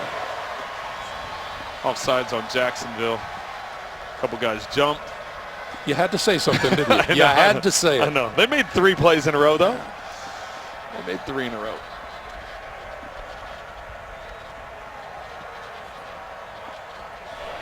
Offside defense, number 25. That 5-yard penalty will be assessed on the kickoff. The point after is good. If this was baseball, Jeff Triplett would not be available tomorrow to come out of the bullpen. Here's what the Raiders have coming up. Tampa. And then Denver. And then their bye week before they take on Houston, Carolina, and Buffalo. How about that? They're going to be at home for over a month. Yeah. Staying here in Florida for 2 weeks or 10 days. Play Tampa Bay, but then huge division matchup against Denver, who they're tied in division lead with, and then the bye week, and then 3 more home games. So a little scheduling quirk this year. And the Raiders have done extremely well on the road so far this season. They win here. They'll be 4-0 away from home. Well, the other thing is the teams west traveling east. It's a different time zone kickoff. So the 1 o'clock kickoff was 10 a.m. for 10 a.m. for the Raiders, their time. Janikowski going to kick this one through the end zone. Will not be returned. They can't use that excuse next week though, Tampa, since they're hanging out here for the week.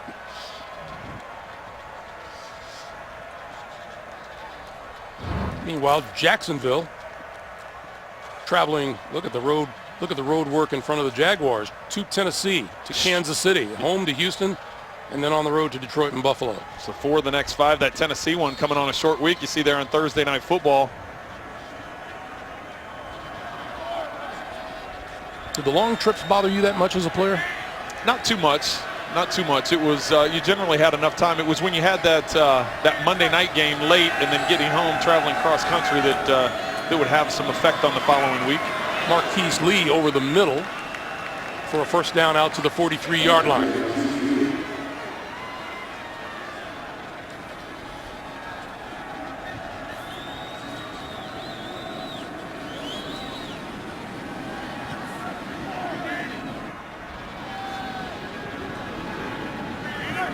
And Bortles, just a 4-man rush. He gets flushed from the pocket. A penalty marker is down.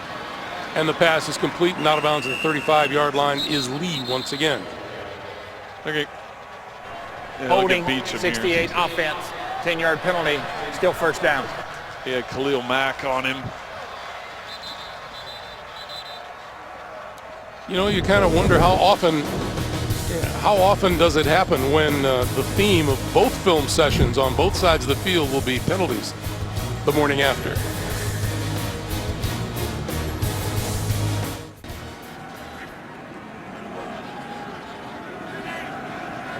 That game is just underway. Those of you awaiting that one. That pass out into the flat to Chris Ivory, and he is brought down for not much. You will love this, Trent, that 27-yard run by Marquette King. The longest by an NFL punter since 2010. Reggie Hodges of the Browns ran one for 68 yards. Punter ran one 68 yards? Yeah. How about that? Bortles over the middle. And a penalty.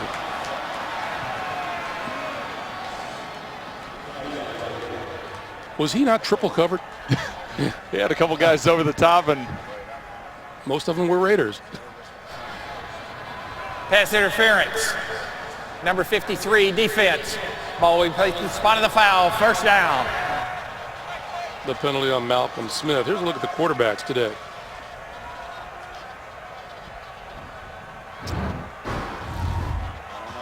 hasn't been the prettiest day.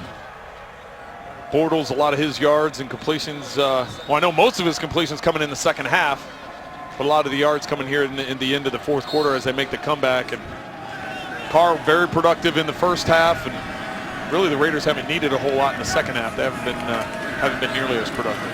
Bortles scooped it out to Chris Ivory. It fell incomplete. And even Crabtree, the first half, 7 catches, 90 yards, and a touchdown. But in the second half, 1 catch for 6 yards. Jack Del Rio, who spent 9 seasons here in Jacksonville, went to the playoffs in 2 of those years as head coach.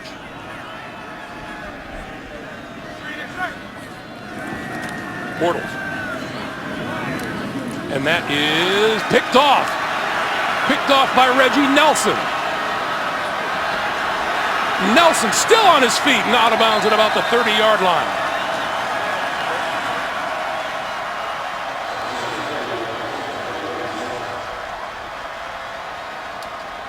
Well, the way this ball bounced around kind of convinces you Bortles' day.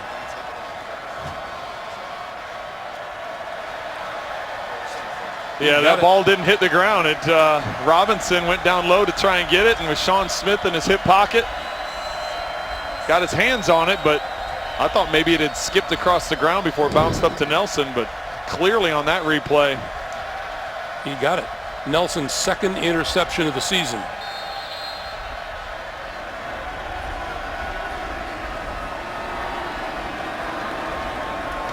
Three Jacksonville turnovers on the day.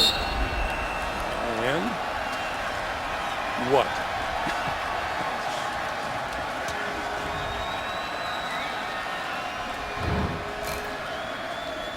$239 penalty yards today.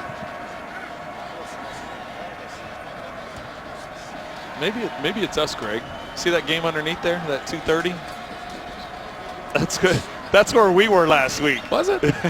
And it just so happens this guy was too. But like I said, it's not about the officials. They got to call what's going on the field. I mean, we could sit here and say all we want about, but both teams, they were clear penalties that they were being thrown. So the Oakland Raiders now 5-2, their best start after 7 games since the 2001 season, when they began the season 6-1. Final seconds tick down. Jacksonville falls to 2-4, while the Raiders come out with a 33-16 win. Coming up next, it's the Patriots and the Pittsburgh Steelers. Stay tuned for that. For Trent, for Jamie, for all of us here in Jacksonville, Greg Gumbel saying so long from Everbank Field. You've been watching the NFL on CBS.